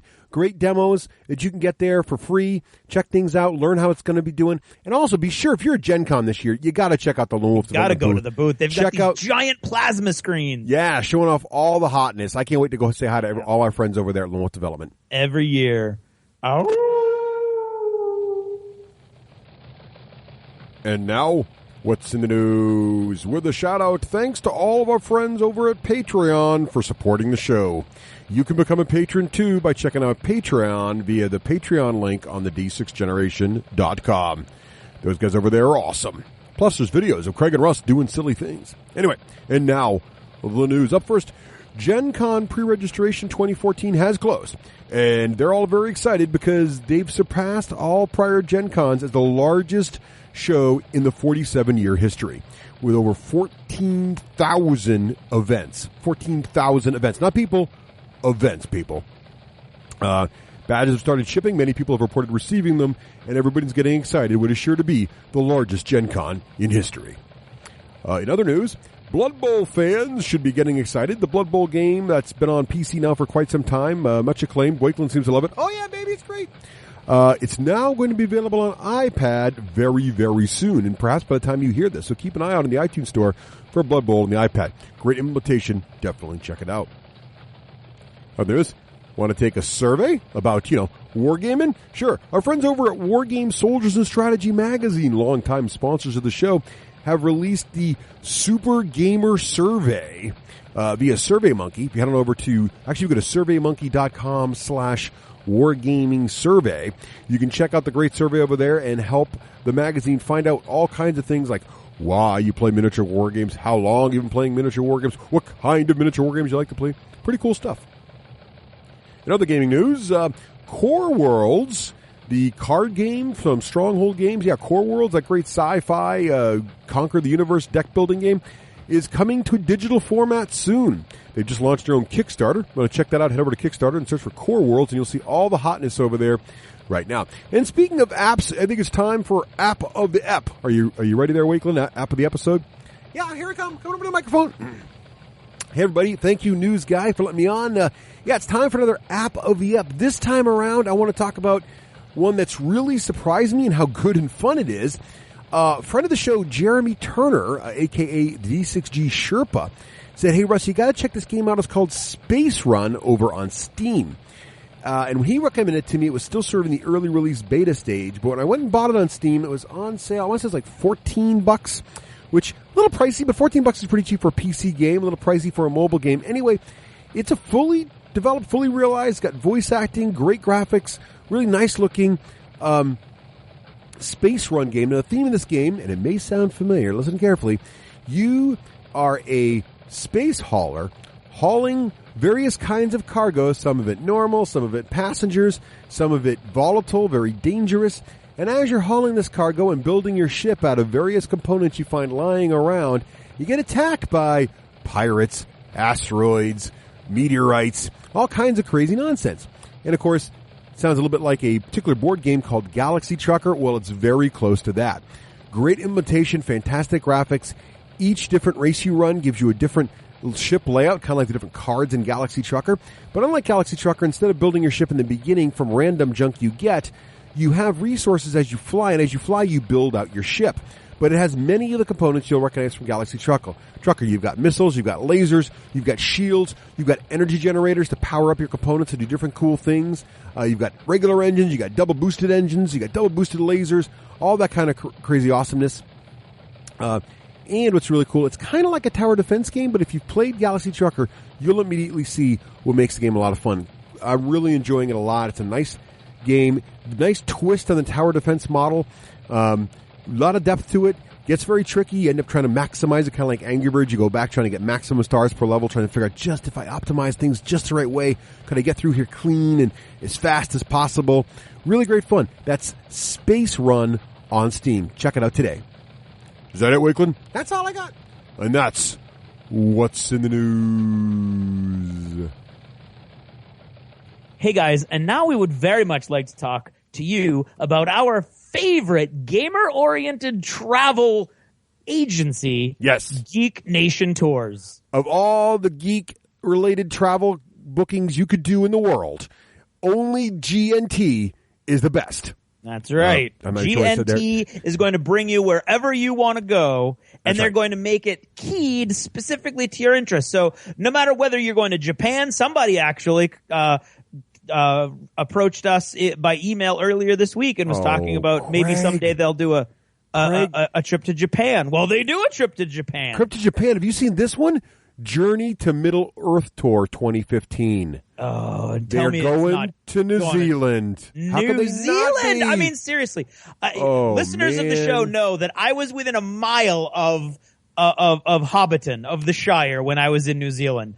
I would kill to go on this trip and go see for real all these different locations. Wow. New Zealand is a beautiful country, and Geek Nation Tours is going to Adepticon. Take it to the You know what? sets. You don't have to go around the world on a Geek Nation tour. You can stay close to home. You can. Their Adepticon trip is phenomenal and has people from all over the country, including people close to home, who go to Adepticon through Geek Nation Tours, just because Terrace takes care of everything. He's going to bring you to the best pizza. He's going to show you the different museums, all of the different gamer interest related areas, and they're going to have a dinner. Every trip starts with a nice orientation dinner with good local folks that are going to come in and tell you everything that's going on. Seriously, if you are a gamer and you want to travel with like-minded people and see awesome things all around the world, there is no better way to do that than Geek Nation Tours. There really isn't. GeekNationTours.com. In a world where board gaming was king, in a time when Kickstarter ruled the web, when every day brought more and more games, now, more than ever, two men and a revolving third chair and a girl, a total fangirl, brought a shining light into the darkness so that all mankind would know what to buy. They are the D6 generation.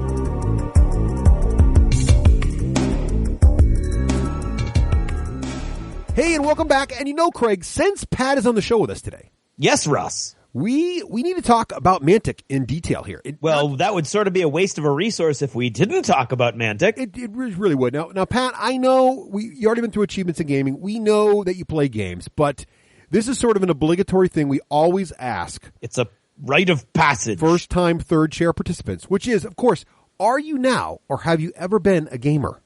Yes and yes. Started a long time ago. And tell us a little bit about your origin What got you story, into the Pat. hobby?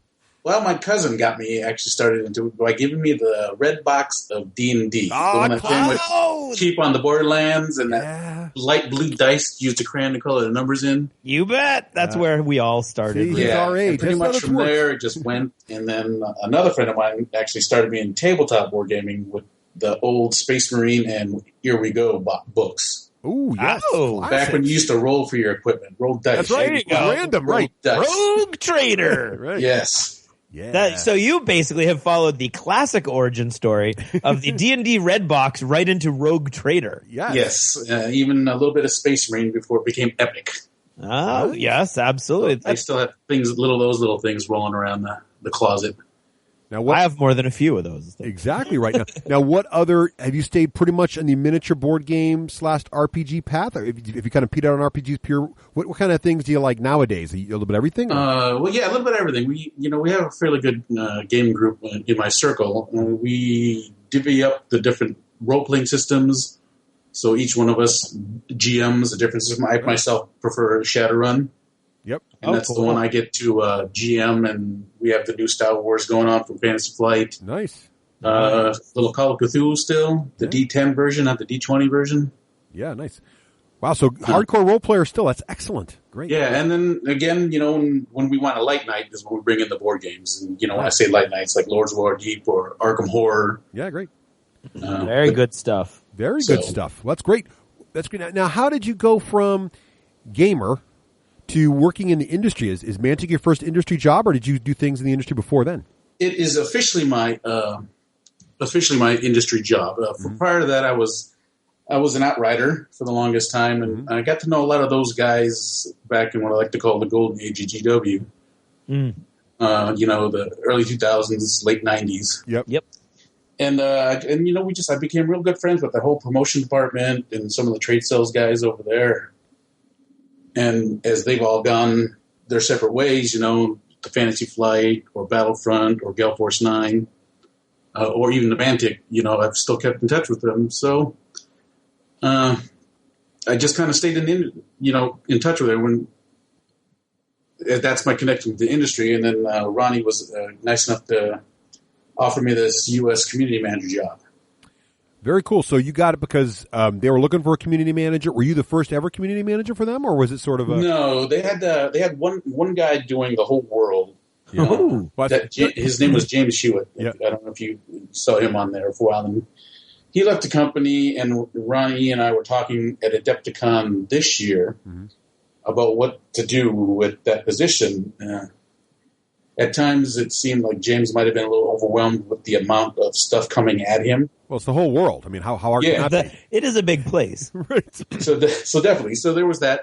And then so Ronnie thought about dividing it up into 3 different positions. There would be the North American side. There would be the UK / rest of the world side. And then he wanted someone just to be community manager for web and blog content. Oh, very cool. So now, for the people who don't know what a community manager is, I mean, what is a community manager as it relates to Mantic? I mean, what is a day in the life of a community manager for Mantic do? For me and Chris, then Chris Nichols is my counterpart for the UK and the rest of the world. Our position is we are organizing all the events that Mantic will be going to for the years. We are organizing all the Pathfinders.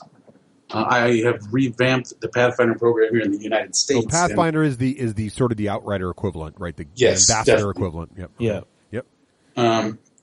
And reaching out to the community, basically like how I reached out to you guys via email. Right.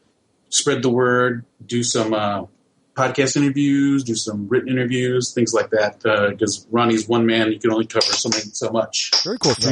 So you're the ambassador then for Mantic Games to basically as far as concerns the U.S. And do you also determine which like conventions and trade shows Mantic's going to go to, or pretty much we are? Well, I don't necessarily determine, but I suggest, and then we all when we do our meeting, I'm choosing what I think is the better conventions in the United States to go to to increase our presence. Because right now we only really just do Gen Con and Adepticon. Well, we saw you guys. We did PAX East this year. I was going to say, I saw you guys at PAX East this year, so you were there. Yeah, we're not exactly sure how well it was better for us because it is kind of video game. It is, yeah.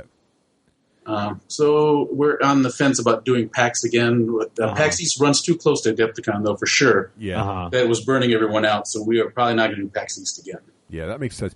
You guys had a good presence there, though, and it seemed like your booth was hopping pretty often. But I can imagine it's tough to go from Chicago to Boston like that. When Mars Attacks comes, it might be better. Yeah, it is more board gamey, although Privateer's there in force, but it's more board gamey than miniature gamey, I would say. Yes. And then to continue with the community manager topic, Kai is our web girl. She handles all the Facebook pages, oh, nice. all the blogs. She's putting a Pinterest together for everyone's pictures through Mantic and things like that. Cool. She's organized the blog. She's cleaned that thing up really nicely too. So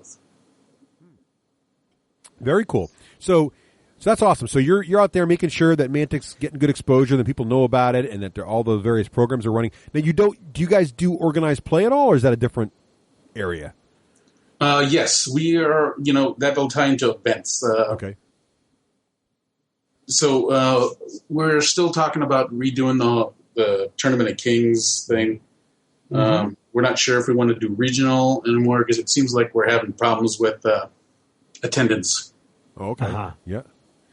So in certain areas, I shouldn't say all around, but in certain areas we get great attendance, and some areas we're getting like 2 or 3 people. Ooh, that's tough. And then so that doesn't constitute a very good region to hold a national tournament kind of thing. So Right. we're revisiting all that. But as far, I've taken over control of all the events at all our conventions. So organized play will be that, things like that, and all the Dreadball tournaments we got going on. Yeah. Things like that. So you're going to be a busy man. Yeah, sounds like it. Mantic's got a lot of stuff on its stove. You guys really do. Yes, we do. And then when these other games come out, I don't know what's going to happen. It's going to go crazy. Well, let me ask you this. This is just an off-the-wall question I've always wondered about. So I've noticed, just as a anecdotal evidence, that back when I used to play a lot of Games Workshop games, I found that the sci-fi games were bigger in the U.S. and the fantasy games were bigger in the U.K. So in other words, Warhammer was bigger in the UK than 40K was, but 40K was bigger in the US. Do you guys find, having sort of, that you guys have a really cool fantasy sets of games, you also have really cool sci-fi sets of games. You find the same thing? Like is Warpath and the sci-fi versions of your products bigger in the US and the fantasy stuff bigger in the UK, or does it really follow that kind of pattern? No, it definitely follows that pattern. And I actually had a long discussion with Chris about this because they are having problems getting Deadzone to take off in the UK. Really? Yeah, it's kind of weird because like we had a meeting and they were like, "Well, we need to really get Deadzone going." I go, "Well, the Deadzone is taking off over here. I don't have any problem awesome. Yeah. getting Deadzone demoed or requests for Deadzone. What I have a problem with is getting people to play King's War." Right. So that's interesting. So the pattern is, so it must just be a UK US thing, or we like I also feel like historicals are a little bit bigger over in Europe, so maybe that plays into the fantasy, Yeah. So maybe we should, for folks who are not as familiar with Mantic as you are, of course, let's just go through real briefly, like the Mantic stable, if you will, right, Craig? Stable. That's a good word. Because you guys have gone from, and correct if I'm wrong here, but you've gone from a couple games to like a real plethora. You've gone from models, to a couple games to a giant stable of games. Yes, it's kind of a weird takeoff there, but we started with Kings of War. Mm-hmm. Ronnie put together elves and undead and some dwarves, and that kind of took off, because the models were considerably cheaper, and we never once, and this has been all through Mantic's through the inception, we've never once said that you couldn't play a game, our games, or anyone else's game with our model. Right. Yeah. We just want to put big armies on big tables. Right. Right. So, and then Kings of War slowly took off. It really took off with the Kickstarter with the undead. Yes, I remember that well. Yeah, that was awesome. So, I mean, the ghouls and the zombies are spectacular. But every miniature wargamer needs boxes and boxes of zombies and skeletons. It's just a thing. You have to have. Yeah, it's like or if dice you're for a an role undead player. player, definitely. Right. You just need them. So it's I remember the value. I mean, Craig, remember that came out? We were like, how can this not be something you buy 6 of? It's just one of those things. So that doesn't surprise me at all that took off. And also it got you to the higher faction count as well, right? So you guys went from 2 factions to 3 or 4 right then. Yeah, and then we're continuing to build with our Kings of War. I guess we can call them armies. Yeah, how many factions are in there now in Kings of War? All right, let's see. We got the undead. Yep. We got elves. We got dwarves. We have the abyssal dwarfs. Mm-hmm. We have orcs. We have goblins. We have ogres. We have basilians. Ooh. We have the Forces of Nature, which is kind of an elemental-based army. Yep. Those models will be coming out soon, and I'm looking at my figure case right now. So, Craig, you counting? No. I got 9. 9. Okay. 9. 9's impressive. That's awesome. Yeah, I think it's 9. I'm pretty sure there's one more there I'm missing. And we had Alessio did the rules for that one on you guys, right? Yes. So we had him back on the show way back in the day when that first launched, and that was a great interview with him, and he was excited about the rules. The rules are clean, fast, and fun. So Kings of War is doing great. Then you guys, I guess, was Warpath next, or did you go right to Dreadball? Warpath was next. Okay. We started to break out into the sci-fi with the Enforcers, the Vermin. Yep. Which are space rats, right? Space Gaven, if you want to. I wasn't going to use any IP infringing comments, but yes, okay. Sure. Right. Space Rats, Forge Fathers. Yep. The S word. Right. Not. There's right. one more I'm missing. Oh, and the Corporation, which were the Corporation Marines. Right. Right. So the first 4 we started Warpath. And what are you guys up to now for faction count? With Warpath, let's see. Those first 4, the Marauders. Yep, which are orcs, right? Yes. With an X, which is just awesome. As an orc player, I think that's fantastic. Yeah, and the orc models are great, and the vehicles are a little bit better. Yeah, and is the Plague a core Warpath race, or is that introduced with Deadzone? The Plague were going to be a core Warpath race. The thing with Warpath, to go back to that, is we were working on a set of rules, and it got to a point where we weren't happy with the way it was interacting with the big models. So we kind of decided, all right, let's focus our attention on what we want to put out. Yeah. Plague being teased very early on, space zombies kind of a thing. Yep. Very early on. So with that came Deadzone, actually, to jump ahead a little bit. Okay. We decided, well, let's make all the armies we like, make a small skirmish kind of game. And then once we have all the factions and their stories, then we can branch out and make them armies. Cool. So kind of a reverse engineering of Kings of War. So kind of start skirmish and work up to armies, as opposed to starting with armies and work down to skirmish. Yep. Because I think really Ronnie wasn't happy with the current version of rules. Mm-hmm. I should take not the current version, but the current version before. Right. So it's kind of taken, I want to say backseat, but it's kind of just simmering on the back burner, right, until we get everything fleshed out. So Deadzone is now the way you're going to flesh out the sci-fi universe. Yep. Cool. You're going to get all the different factions in that way. Wow. They'll have backstories, and then once then it'll be easier to kind of figure out where we want to go with the rules and how to interact with everything. Cool. And Mantic's really big with Kickstarter a lot lately too. Yeah, the biggest Kickstarter I think to date is the Dreadball one. Yeah. Oh yeah, that was huge. It was very huge. Which is the next thing we put out. Right. So let's walk us through Dreadballs. And one more thing talking about Deadzone.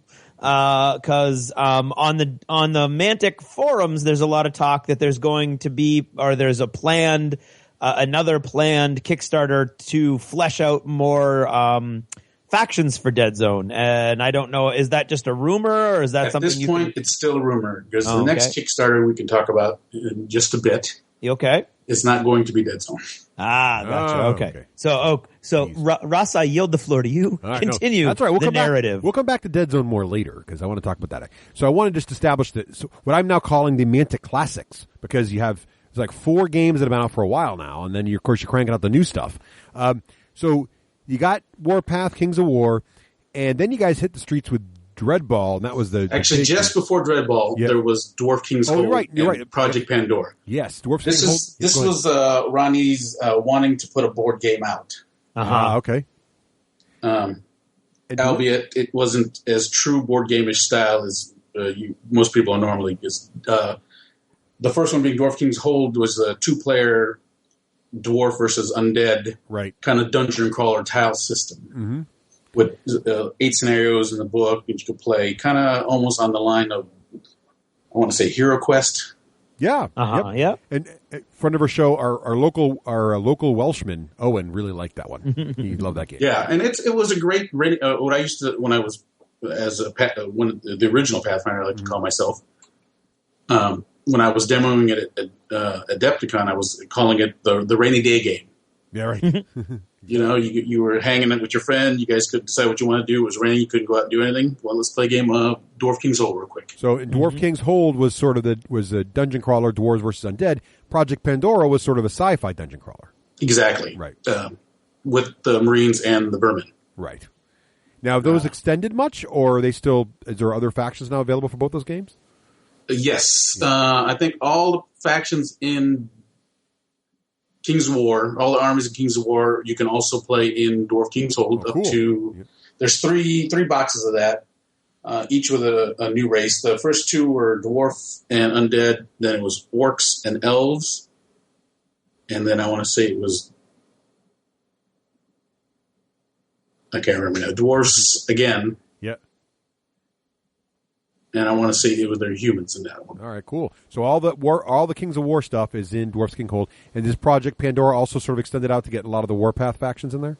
Yes, it's also it hasn't been we haven't incorporated as many army lists into it because of what we put on hold for Warpath and focusing on Deadzone. Right. So, but before you got to Deadzone, you had Dreadball, which was which is hard to argue with not being a great hit in terms of Kickstarter and everything else, right? Oh, I agree. I mean, who doesn't like a good sports game, honestly? Exactly right, especially when there's different alien factions and they all kill each other in the middle of the arena. That's just good. Definitely, and it doesn't take hours to play. Right, it's much faster paced than other sports games you may have played before. And yeah, definitely. You could finish a game of Dreadball if you know. I mean, if you had time to play the game, you can do a game in 45 minutes. Easy. We get listeners all the time tell us how much they love it and how much they play that game. It's a fantastic game. And how many factions now are there for Dreadball? It seems like there's quite a few. There's 12. Yeah. Wow. Each season has 4 teams. Yeah. So right now we have 3 seasons. The first 4 were the Orcs, the Corporation, the Vermin, and the Forge Fathers. Season 2 came out with the Void Sirens, which was the female Corporation team. Mm-hmm. The Transforming Robots. Yes, they're awesome. The Bugs, the Zor, and the Judd one. Now, what I like about Dreadball is it's actually for real in the Warpath universe, right? So that is correct. All these races that are coming or in Dreadball are also out of Deadzone or in Deadzone. Right, which is cool because there's actually a crossover mission in the Deadzone side campaign book where there's actually a Dreadball player you rescue from the plane. Yes, which I thought was hilarious and awesome. So it's really cool. Mostly the campaign books, the Hellfire and Stone has a Dwarf King's Hold crossover. Oh, very cool. That's awesome. So that's fantastic. So Dreadball did really well for you guys, and that's still out there. It's in stores. It gets a lot of good press. So those are sort of the games that you've had for a while now. But then recently you've had a couple of big Kickstarters that happened. First was Mars Attacks. Well, I guess Deadzone came first, right? Right, yeah. So Deadzone came out, and that was the relaunch of Warpath, as you described to us, and it did very, very well. And so where is Deadzone now? It just shipped to stores really back in January, February, or is it end of last year kind of time frame? I think it shipped out in April to stores. Okay, great. Yeah. Yep. Because I got mine. Yeah, I guess I got mine in a little before that, but not much. Yeah, because it all went out to the Kickstarters first, and then it opened up to the retailers around April. Yeah, great, cool. And there's now and we'll get more into Deadzone in a second. So Deadzone came out, and then you guys did Mars Attacks, right? Yes, Mars Attacks is going to be a great game. It is Mars Attacks to talk about is going to be definitely more board game-ish.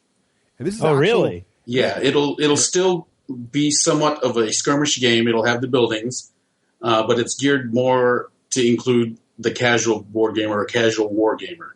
Mm-hmm. The pieces will be molded in single color plastic, like the Marines will be in a tan, the Martians come in green. So they're you could play them. You don't have to paint them because they'll be colored plastic, so you know who's who. Mm-hmm.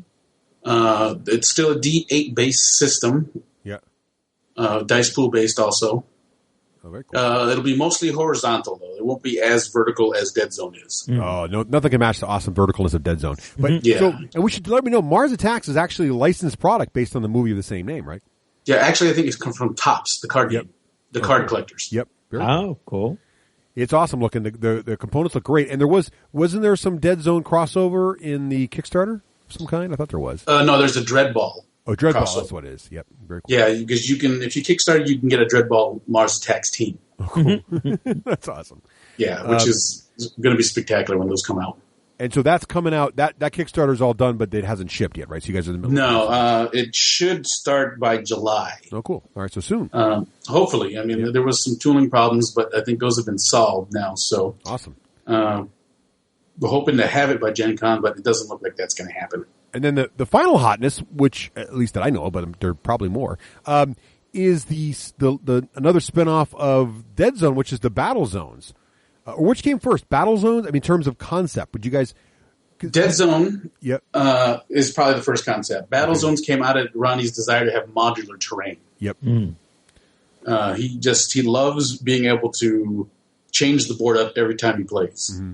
Whereas if you make, back in the day whenever you got together with your friends to play a game of 40K or War Machine at a table, you were stuck with whatever terrain you had made prior or whatever the store had. Right. The only difference is that you could just move it around the table. Right. Now with Battle Zones, depending how you put it together, if you put it, I personally like to let people know, put it in cubes. That way you can stack them, put them together, line them up, and you have some versatility there. And you don't have to take them apart all the time. Right. Right. Yep. So with that, you can make a tower one game, or you can make a really wide building. Yeah, it's awesome. So- I've loved playing with that stuff, and I've done exactly as you say. I've gone through, I've glued some parts together, but left some parts unglued, and you can really rearrange your battlefield in a lot of variety that you hadn't really. It does give you a level of flexibility at an amazingly great price point with really, really very easy to get to tabletop quality with some very simple techniques of some spray primer and some dry brushing. It looks fantastic. Well, yeah, at Adepticon we had two demo tables set up with two different ways to paint up the Deadzone. We had a two spray can technique, Yep. and then we had a more in-depth airbrush technique. Yeah, they look great. I remember seeing both those tables look fantastic. So they came out well. Nice. Yeah.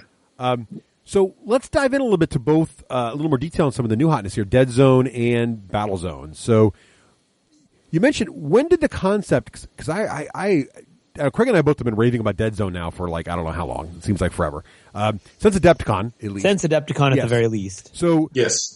what did the concept, I mean, how did you guys wake up or say, look, this is going to be something we want to make a game with a lot of vertical in it, that terrain's going to be a core element to the box and everything else like that? When did we put that together? Yeah, Is like what you're how did the concept come about that you wanted to build? I mean, I get you wanted to build a sci-fi skirmish game and maybe restart the idea of Warpath in a smaller form factor, but how did the genesis of the idea that we want to have a lot of terrain and make it a lot of as much vertical as is horizontal in combat? That was all Ronnie, actually. He was talking. We were talking about how in Warpath he wanted to get flyers in there, which we weren't able to do with the current rules we have now. And we were talking about, well, since you want vertical, why don't we make vertical terrain then? And it kind of just spitballed from there. And we were talking, well, what if we do a 2x2 table? We build straight up, and you can. And we called it the Call of Duty. Was it Call of Duty or was it Medal of Honor? It was an old video game where it was a Russian building map where you basically fought from window to window. Yeah. It definitely feels like that, and it reminds me actually a lot of, if we're going to do video game comparisons, of the Mass Effect multiplayer, Mass Effect 3, because the Mass Effect lander is all built from containers. So it looks very similar to the fluff idea of Deadzone, where all these cubes come from the fact that these are just containers, space containers that are now being used for habitats, which is kind of neat.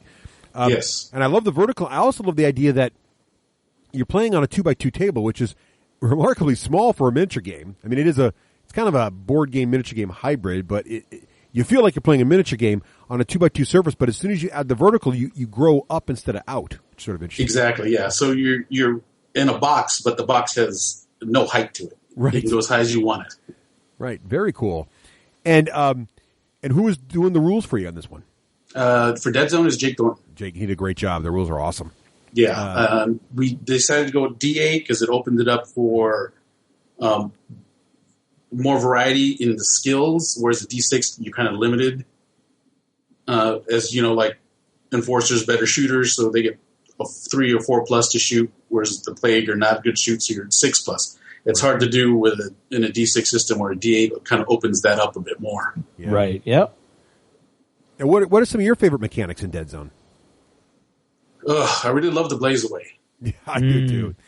That's a great mechanic, and I love how it really the cube concept really makes Blaze Away work. Right? Yeah, I like the Blaze Away, and the second big thing I love about Deadzone is the cover and clear shot rules. Mm-hmm. There's no more arguing. Well, I see your gun.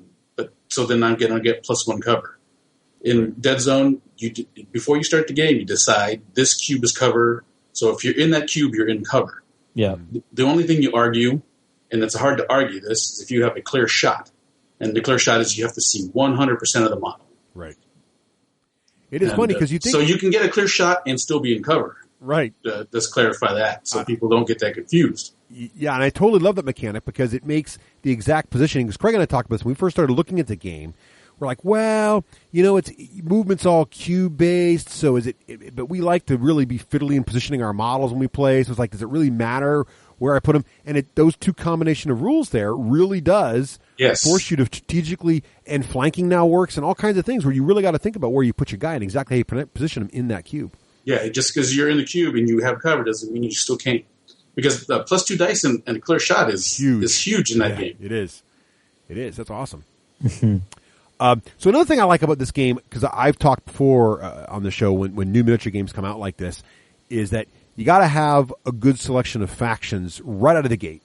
And if you don't, and then follow it up with some more to really let players feel like there's variety, both within their own faction, but then also in other factions, then the game will fizzle because there'll be a couple factions that appeal to everybody, but there won't be enough to get really critical mass. And of course, Deadzone, right out of the box, not literally right out of the box, but on release day, does have 4 great factions. What are the current 4 factions in the core rulebook? Right now, in the core rulebook, we are running with the Enforcers, the Plague, the Rebels, and the Marauders. Right. Which are orcs to people who don't know too much about the Mantic world. Right. Which is just awesome. And then there are 2 more factions coming out really soon, right? Yeah, July, we're going to drop the new book, which is title is still in progress. Mm-hmm. We're going to drop the Asterians and the Forge Fathers and rules for multiplayer or multi-map games. Ooh, there we go. I was going to ask about that. Yes. So that's going to, because what's neat about it, Craig and I were talking about this too. So I actually, when I was at Adepticon, I picked up an extra mat. So I have 2 mats. But the core game rules in the book are such that, which I love, by the way. I love the deployment system. I love how the random crates go everywhere. I love all that stuff. But it really depends on the fact that you've got an 8x8 sort of grid for a lot of the missions and everything to work. Yes. Right. So that all changed in the new book. As well, we're going to introduce some vehicle rules. Oh, cool. Yeah, because with the release of the book will come 2 new kits, 2 new factions, plus the Striders. The Striders are the multi-part plastic mech kits that we're going to do. There'll be a corporation version, a robo version, and a plague version. Oh, cool. And then the Marauders will get what we're calling a stunt bot, which is basically a goblin-powered mech. Ooh, I like that already. Yeah, I'll take 2. I've seen some pics. It's great. And awesome. I am also a very old orc player. Yeah, see, I'm an orc boy from way back, so I love that. I have trouble suppressing the WOG when I play. It's a little tricky. Yes, it's hard to do. It's hard to do. And I actually do WOG whenever we draw the Surge card. I just feel like that's that card means. It's just mistitled. You can let them know that. Sure. So that's fantastic. So that's going to add. Now, do you think will you spread your terrain out more to make room for the vehicles in like a multi-mat game, or do you think the vehicles will be able to handle the sort of? Because Craig and I have really been enjoying getting the terrain really dense, going high up. Yeah, just getting it crazy dense. Yeah, I think what's going to happen with the multi with the mechs or the Striders, we're going to call them. Yep. Those will be size 4. Mm-hmm. Oh, so you can only have 1 in a cube, and because they're walkers, I think they'll be able to climb. Well, that's cool. Oh, cool. Yeah, there you go. Yeah. As far as the other things, like the goblins already have that cannon truck, the little tank. Yeah, yeah, that's confined to a cube. So I mean, as long as you have 1 cube alleyways, you should be able to get a vehicle down it. Oh, cool. All right, that'll be good. That'll work. Great. So that's the two new. And then is there going to be any more? The side campaign is really cool because it gives us a cool 2-player campaign with a strong theme and story, which is great. Is there any more campaign books coming out? Is there going to be a campaign in the new supplement or anything, any more expanding that way? Right now, at this point, there is nothing being written. Mm-hmm. Though what we did speak is we're not sure how well this will work out. But we did talk about maybe doing a global campaign that'll be tracked via the internet. Oh, that's cool. Oh, cool. Kind of a la whatever that Armageddon one. Oh, yeah. GW did. But it'll work better. Yeah. Mm-hmm. Very cool. So before we run out of time here, I want to let Craig ask some questions about the battle zones because he's been chomping at the bit for some of the new battle zone types. So Craig, why don't you jump in with those questions? I don't really have any questions, Russ. I've had all my questions answered. The only thing we're waiting for now is the Ruin Sprue, and that just got announced this week that you can pre-order them, and I may or may not have already done that. And they're going to be shipping at the end of June. So that was my big huge thing that Russ is talking about. And they look good. I have seen them. I haven't seen them in person, but I have seen them and they look fantastic and I just can't wait.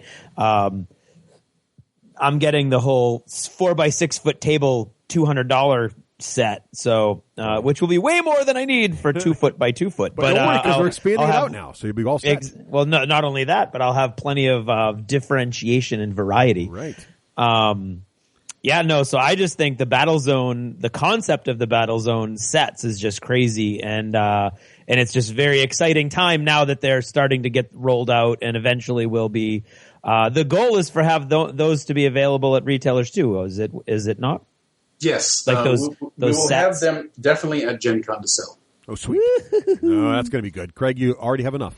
Yeah, well, you know, you can never have too much terrain. Come by the booth and you guys were at Adepticon, so how you know what kind of crazy deals will come flying out of our mouths. The deals are crazy. If you want to keep your money in your pocket, do not go near the Mantic booth. I'm just going to warn you now. That's true. Because here's the thing about the battle zones. It doesn't matter what kind of miniature war gamer you are. It doesn't matter if you are into the Deadzone universe or not. This terrain, if you play any kind of sci-fi game, this terrain is going to call to you. It's going to sing to you. You know how many Infinity players Adepticon bought? Oh, I know. The 2 for 3 deal. Yep. Perfect for Infinity. Perfect. Now, what are the different variety boxes out right now? So all of these things are there's this really cool, for those who haven't seen this before, and you need to go to the Mantic website and check out this terrain.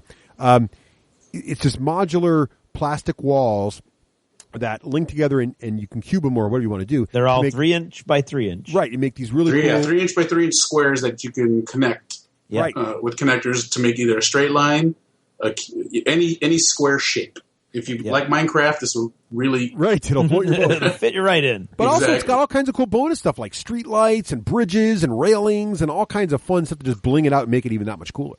Yes. But I love that. I love the street lamps. I do. So what are the three, or what are the different set types? I know there's the core set that comes in the box and then you can buy that also individually. What's that one called? I forget what that's called. It's the Urban Quadrant. Yeah, the Urban Quadrant. Then what's the next set you can get?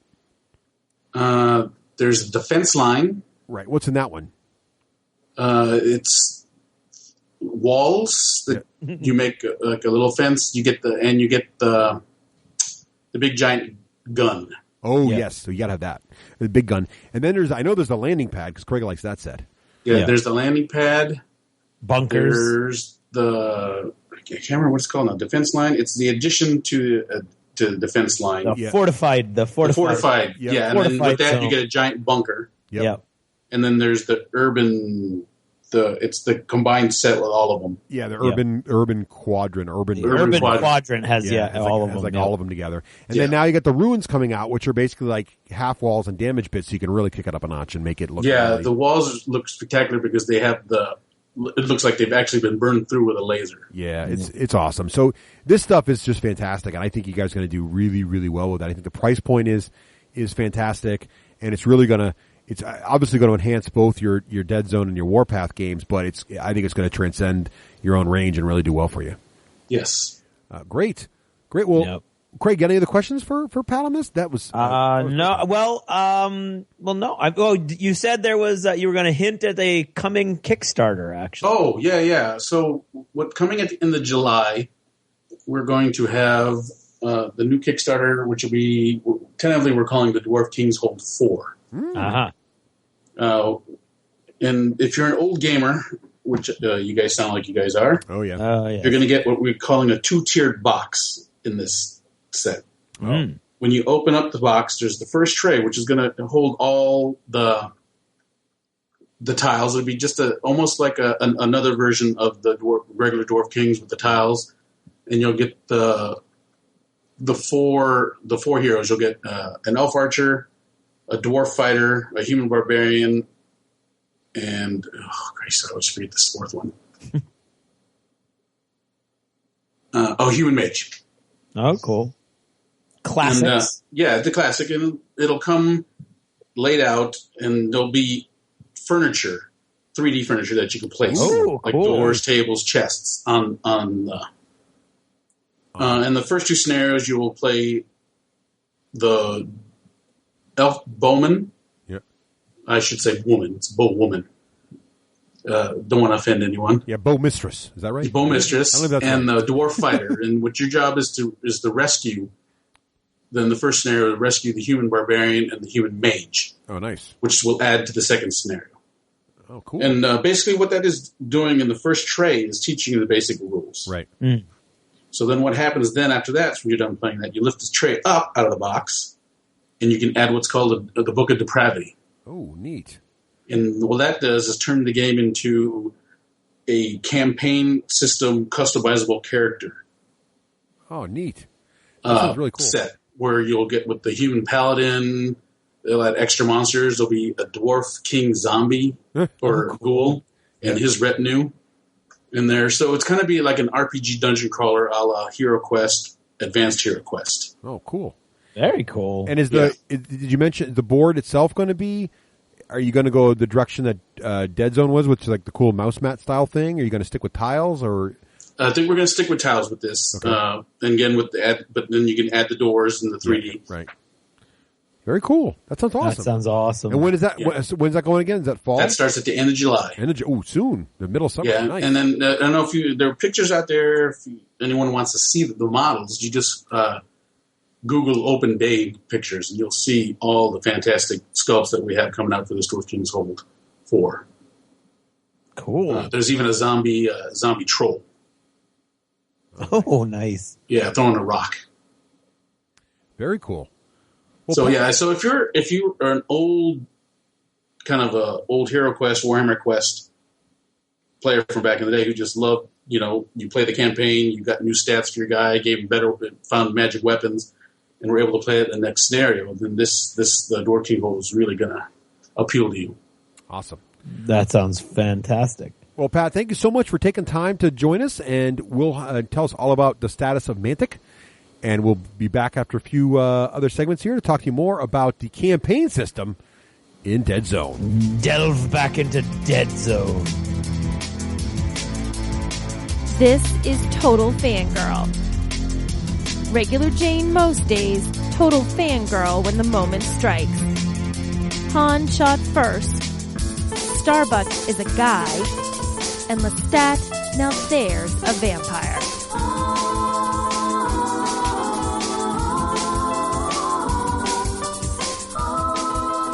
Hey everyone, this is Nicole, your Total Fangirl. You can follow me on Twitter at Nicole Wakelin and check out my blog, TotalFangirl.com. This week's shout out is to all of our wonderful supporters over at Patreon. You too can support the show. Head to patreon.com/the D6Generation. So I got to reveal something online a few days ago that I have been working on for a couple of months now. You've probably seen or maybe have seen that there's a lot of really nerdy jewelry designs out there.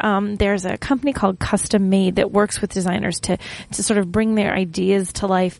And there have been some amazing rings in particular that were out there. You may have seen them floating around the internet. There was one that looked like a TIE fighter from Star Wars. Another one looked like an X-Wing. There have been some that look like a sonic screwdriver. And the thing is, they're not like cheesy looking, really obviously fan rings. They're rings that if you didn't know what they were, you just think, oh, that's a really pretty ring. Some of them are just really amazing. And they're not made with cheapy plastics and cheapy metals. They're, they have real gemstones, and they use, platinum, and they use sterling silver, and they use gold, and all these different things in making them. And I was oohing and awing over, in fact, some Star Wars rings. There's an X-Wing and a TIE fighter that I just loved. And they said, well, you want to work with us to make some? And I said, are you kidding me? And they said, no, we're not kidding you. We'd love to work with you to come up with a couple designs of your own choosing. Come up with them. We'll sell them on the site. What do you think you want to design? So now I'm left with all of my nerdiness and having to pick a couple of things to make real as a piece of jewelry. And you guys know I also love cars. So I decided, well, I'm going to pick cars that are sci-fi geeky cars. And the first one that came to mind was Bumblebee from Transformers, probably because Transformers is, just hit theaters and it's all the talk, and Bumblebee's pretty cool. So I thought, okay, I'm going to make myself a Bumblebee ring. And then I went back to something that was sort of near and dear to my heart from back in the 80s, a TV show that I loved, and probably a lot of you guys have watched it too, Knight Rider. And I decided I was going to make a ring that was based on Kit, that somehow would take that snarky British accented car and turn it into a ring. So I told the guys my idea, the guys at Custom Made, and they said, okay, sure, draw a sketch. And I draw like my average, an average 2-year-old. So this was a bit of a challenge. And I had some things, and I was talking to my brother-in-law who actually really can draw. And John said, well, I can draw some stuff up for you. So he drew these drawings. And the thing is, guys, they were absolutely gorgeous. Like these very detailed drawings, one that envisioned Bumblebee and one that envisioned Kit. And I thought, there is absolutely, positively no way the guys at Custom Made are going to be able to even remotely capture what John and I have put on this piece of paper. But I copied the paper and I sent it to him, and I said, you guys are either going to love this or you're going to totally hate me for it. And the response I got back from Eric, who was the guy that was helping me over there, was, well, we do love them and we do hate you because they're complicated, but we love them. So they came up with the 2 designs, and we were going back and forth, and they finally went up on Custom Made's website just on Thursday of last week. So they're there. There's a Bumblebee ring that looks like you've got Bumblebee sitting on top of your finger, almost like his arms are coming around and holding your finger. And it's gorgeous. It's like this gold-plated ring, and he has little blue sapphires for his eyes, little teeny tiny little blue sapphires. It's absolutely beautiful. I love it. And then they did one that looks like the front of Kit, and it even has little diamonds and little teeny tiny little rubies that go across the front to make it look like the little red light that goes whoosh whoosh whoosh whoosh across the front of the car. And he's got little diamond lights on him too, so they're really cool. So you can actually go to Custom Made and you can order these rings and you can wear them, which is kind of neat for me, because I'm like, I hope somebody gets a kick out of it, and someone who's as much of a nerd about Transformers and Bumblebee or Knight Rider and Kit sees these and is able to get something that, without my nerdiness going completely overboard, they wouldn't have a chance to get it. But it was just a really fun experience. And if anyone's ever thought of like trying to design something like that and thought, well, I don't have all the tools to make it happen, the guys at Custom Made can do it. I don't know the first thing about designing jewelry, and they made this look like I actually do. So it was really kind of cool. It was a fun experience. I hopefully will be sporting one of these on my finger when we go to Gen Con, depending on how quickly things get sent out to me. So I'm really excited for these nerdy rings. If you're interested in seeing what they look like, because obviously you can't see it on a podcast, head to my blog, totalfangirl.com, and you'll see I wrote up a post. It has pictures, it has links, it has more information about how they came to fruition. So, that's my excitement this week. I made a Bumblebee ring. I made a Kit ring. Woohoo! Go me! Okay, talk to you guys soon. Bye.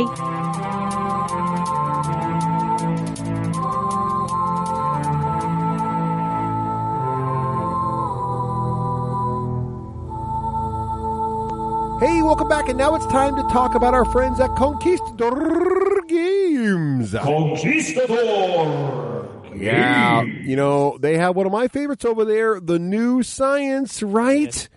Right. New Science. Dun, dun, dun, dun, dun.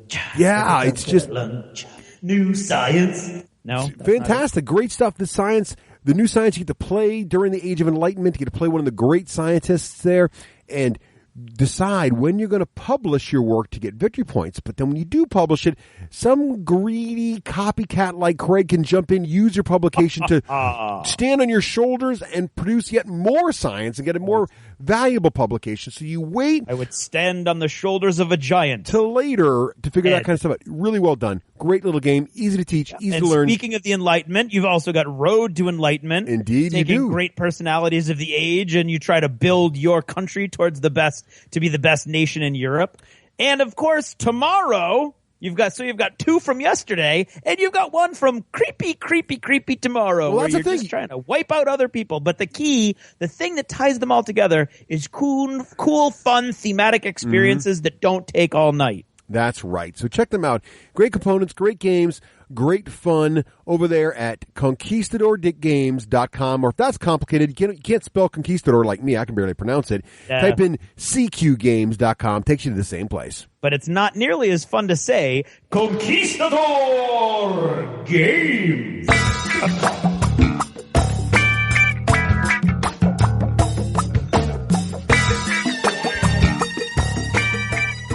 I'm Rafe Hollywood Granger, and this is the Hollywood Minute.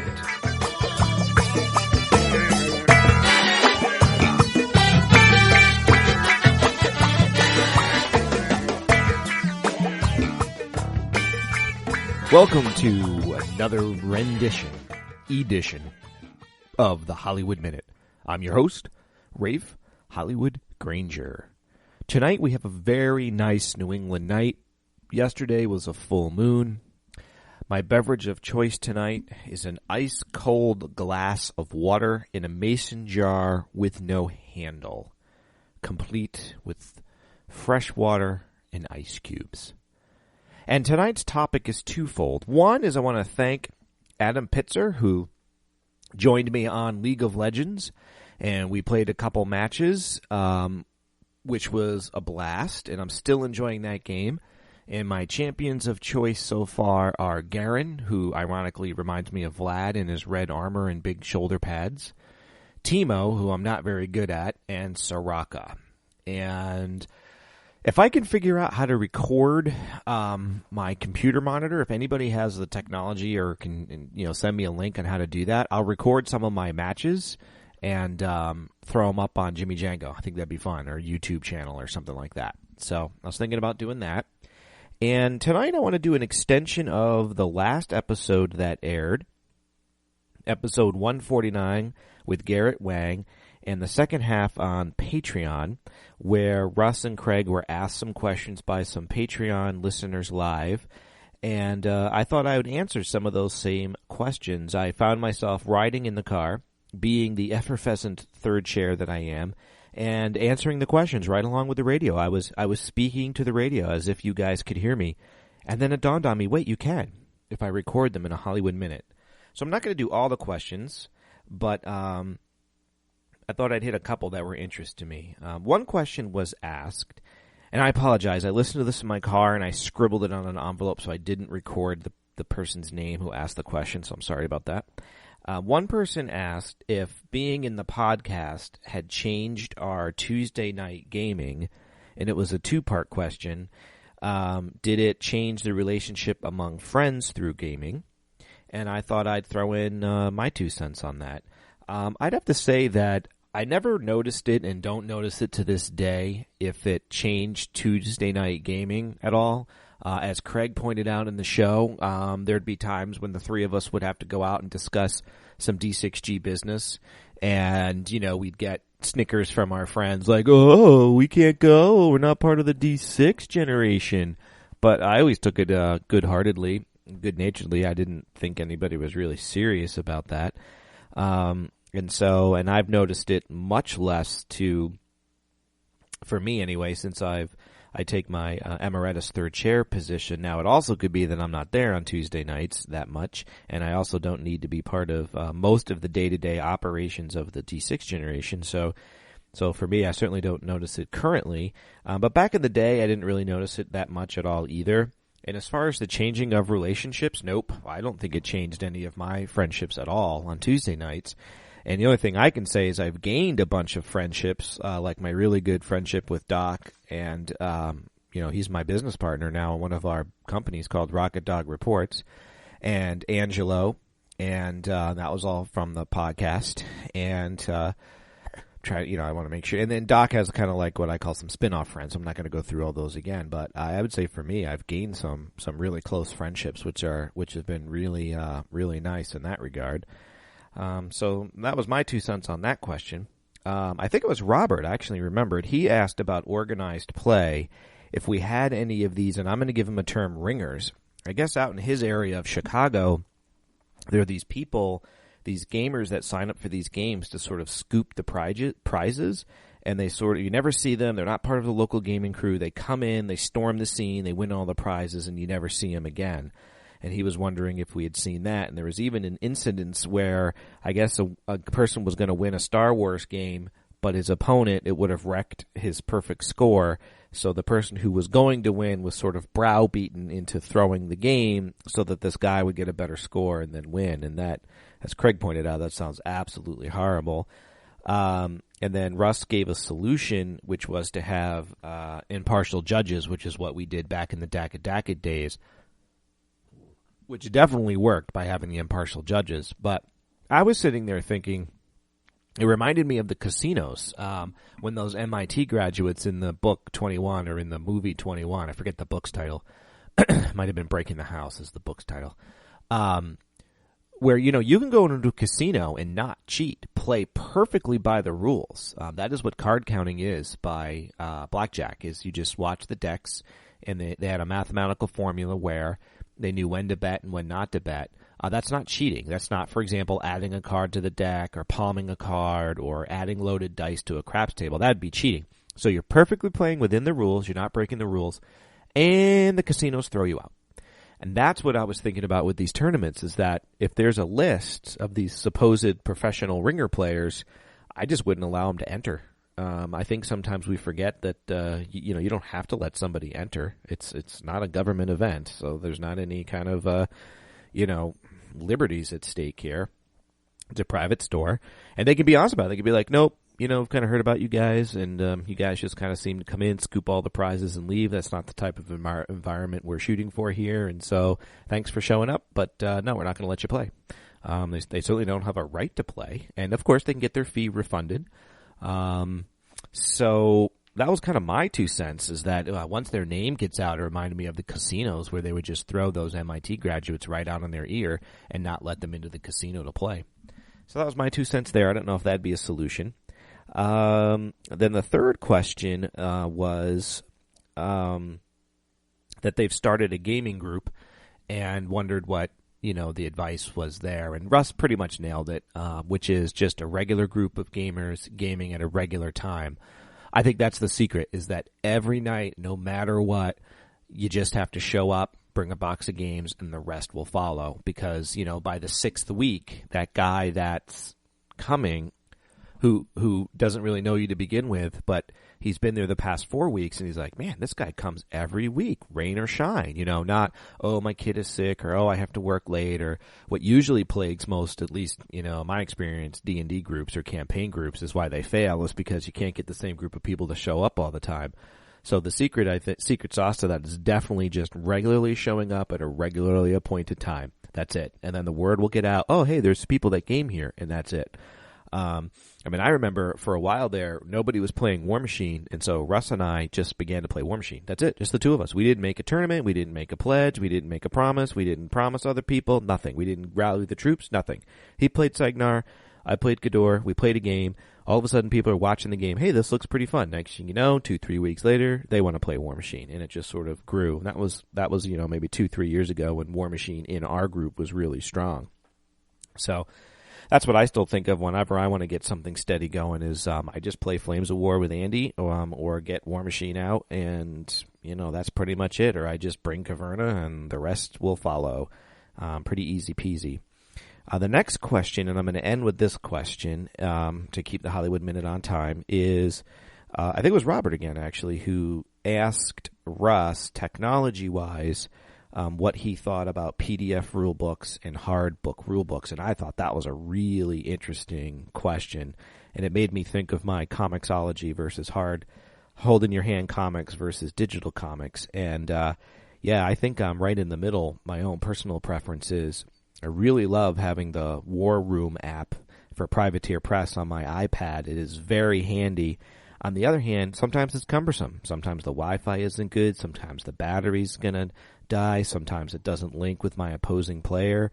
So I still love having my rulebook, a mini rulebook, or a codex there to be able to flip through it manually. I know recently we've been playing Numenera, and a lot of people are playing with it on the iPad, using the rules iPad, digital only. I'm using hardbound book. I don't know. I know alt find are really easy to do with PDF, but I like having my hardbound book sitting out in my beach chair, reading through it in the sunlight, being able to flip through it, being able to paginate it, being able to tab it for my use, underlining things. And then I like the easeability of the PDF to be able to be up in bed, have it backlit, or have its searchability. So I've actually been utilizing both. Now, whether there should be a hardback and then included a free PDF, I think that's a great idea. I'm even okay with, less of a hardback or paperback book and then an option to buy the PDF too. I think that's a great idea. So I think where I come down on this is the answer is I like to have both. Maybe that's because I'm not 100% able to switch over to pure digital yet. I'm not sure. I'm not at ease with that yet, or the tablet space for me is not that easy to use. So anyway, those are my thoughts on those bunch of Patreon questions. Again, those weren't all of them, but I thought I'd answer them because it was fun listening to that segment. You can reach me on my blog, jimmydjango.com. You can also reach me at the D6G Hollywood on Twitter. I checked it out. The is there. The D6G Hollywood on Twitter. And at my email address of Hollywood at the D6generation.com. Until next time.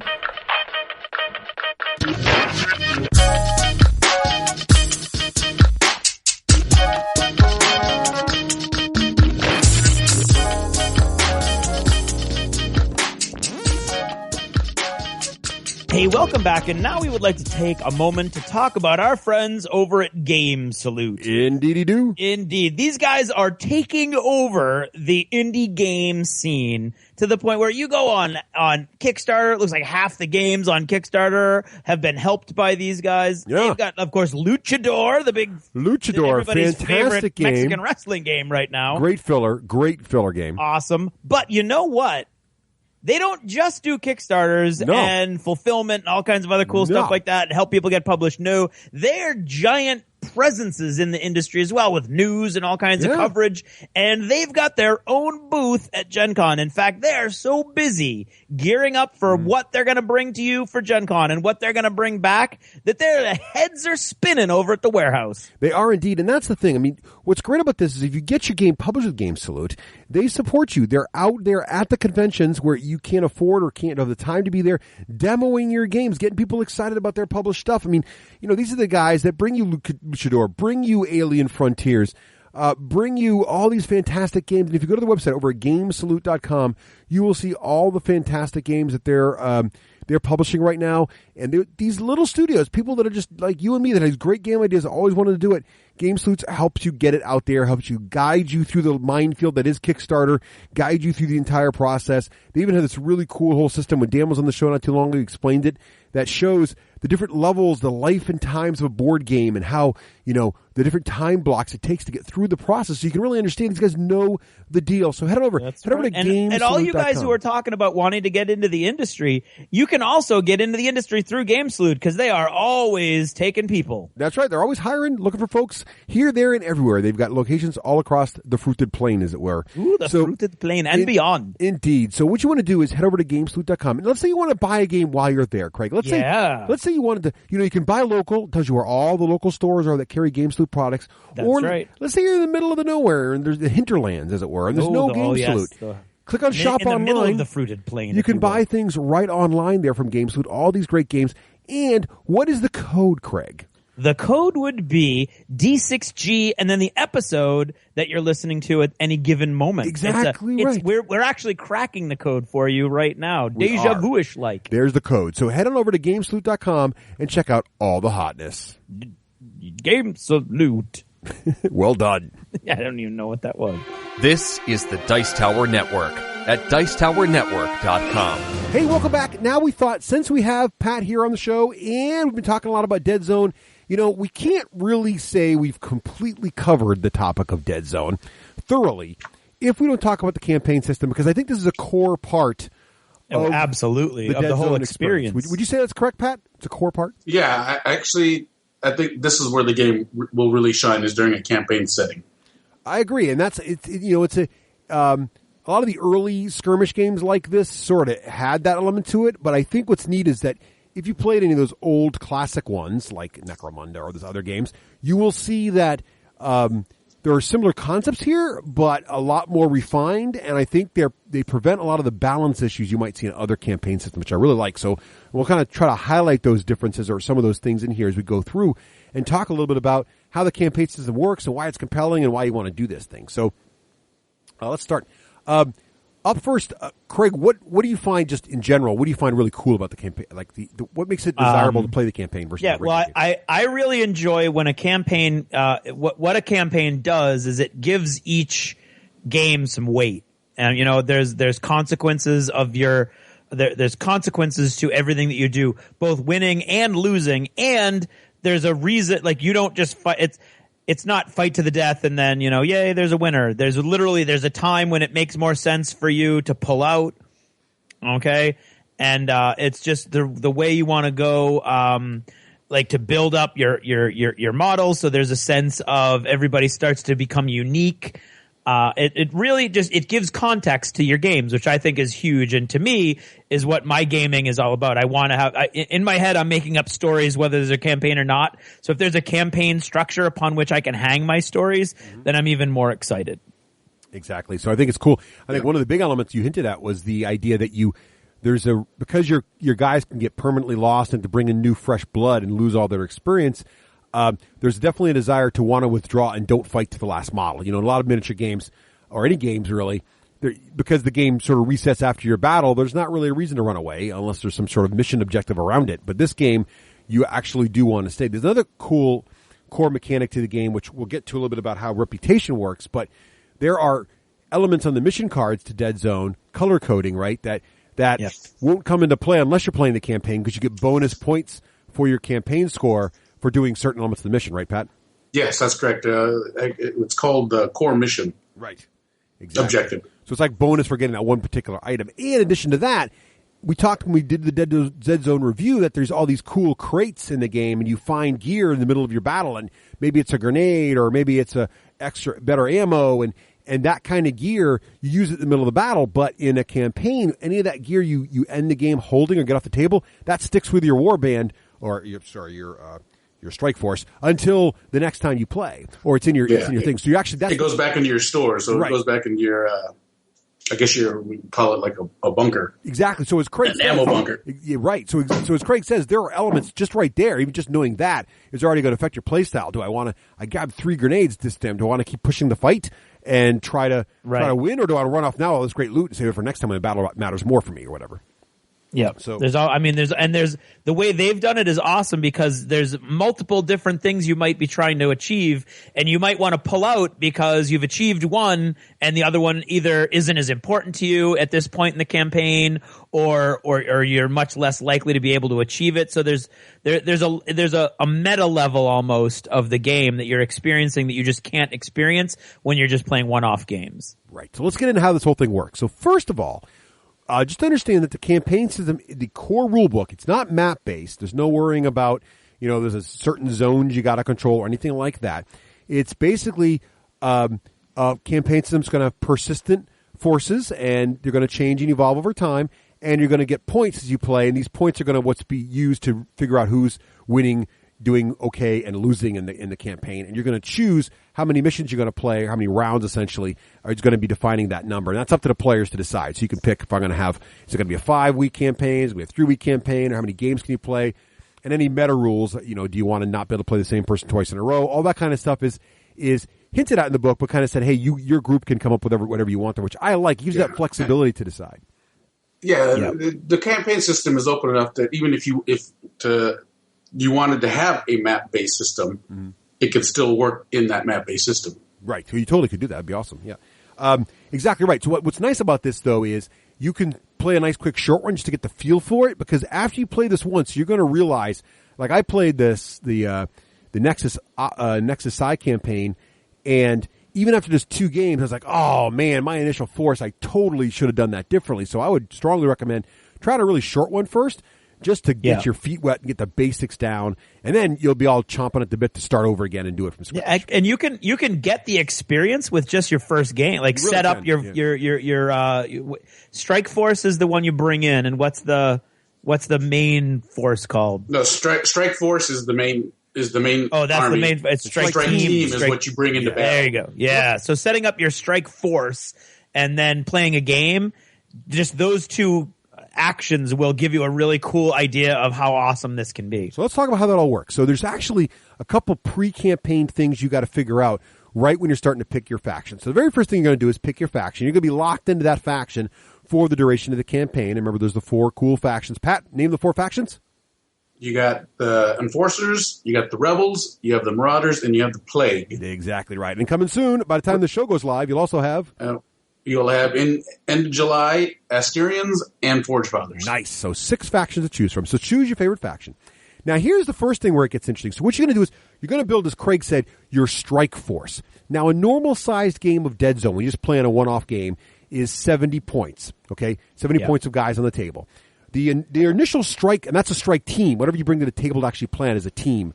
Your strike force is basically what you've got available as an quote-unquote army. So your strike force is going to be 140 points. You're going to put on paper 140 points of guys. Now, you could get away with not having a single model for every single one of these guys because you're not ever going to field all 140 points of them, or not very often. You're really going to do 70 at a time. But this is like what's your total access to things you can get. And that 140 points is going to include all the guys plus any gear you want to buy for them as well. But here is the catch. There's also this concept of clearances. Now, clearances limit, or without a clearance, you cannot buy certain things from your army list. So, for example, you can buy anything that is labeled troop from your army list. Anything else, whether it's a leader type or a specialist type and it's not even just that whole type; it's a specific model, right? So, if you want to buy the, like for example, if I want to buy a Marauder Hulk, I've got to unlock the clearance for the Hulk. The Marauder Hulk. Yes. If I want to get the specific Ripper suit, I've got to unlock the clearance for the Ripper suit. If I want a Goblin Sniper, I've got to unlock the clearance for the Goblin Sniper. And when you start the game, you get 3 clearances to have unlocked at the start of the campaign. After that, you're going to have to earn points, reputation points, and spend them to unlock. The clearance also include items. Exactly. So I can't buy... Not just models. Except for ammo, right? One of the ammo types. You can't start with AP ammo. Yeah. So I think is it just ammo and AP ammo? Those are the 2 of the things that I think you're allowed? No, just the only thing you can start with is AP ammo. It's just normal ammo, not AP. Just extra ammo. Right in the book. So basically, what that means is all the items, like you want frag grenades, that's one of your clearances. You do that, you want a leader, you want your main leader, that's a clearance. You want a you want a hand grenade. Yeah, that's a clearance. So you got to decide. 3 clearances is not a lot, and that's where you are going to, after your first couple games, you're going to be like, crap, I started the wrong clearances. so that's the one that's good. But I love this because basically your army list levels up in 2 ways. It's sort of like your access to better stuff, your buying options is going to unlock as your reputation gets better. But then also you've got to, your guys are going to level up as well and get better gear as they go along also. So it's really kind of cool. And then you're going to unlock spend those clearances very, very carefully. So I really like this mechanic. What do you guys think of the clearance option? I love the clearance think it's option. awesome. Yeah. I love anything that's going to force you to play outside of your, like, this is my all-comers list. Right. And so I love the fact that the campaign right off the bat is starting you with a very limited force that's going to be focused primarily on your troopers. So you're going to get like any game system that forces me to kind of like change up my force. The thing I love most about the campaign, which I'll ruin and talk about right now, is the whole idea that you see your mission and then you put together your strike team from your strike force. So the fact that you get, you get to craft it after you see the mission, I think is an awesome aspect of Malifaux. And the whole reason I think Malifaux sells so well, even though the model count is so low, is because the game is engineered specifically to let you tailor your force to what you're trying to do in each game. And I love that aspect of this campaign system. Yeah, that's awesome. It's very clearly presented. So that's a great segue, Craig, because the next part is you're going to play your game. And the very, very first step is choose your mission. And it specifically states in the rulebook that you are to choose your mission before you build your strike force, which is the subset, your strike team, which is the subset of the strike force you're going to actually play in that mission. And it says in a little paragraph there, this is a more realistic way military would do it. They would be, we got to go grab some stuff, so we're going to bring these guys for that. And we just don't do that in a core game because people like one-off balanced games. So but the missions here, they're letting you do that, which is really cool. So you pick your mission, you pick your opponent. So Craig and I, we're going to play a campaign game. Craig, okay, we've already figured out our strike forces. Awesome. We're going to pick our mission.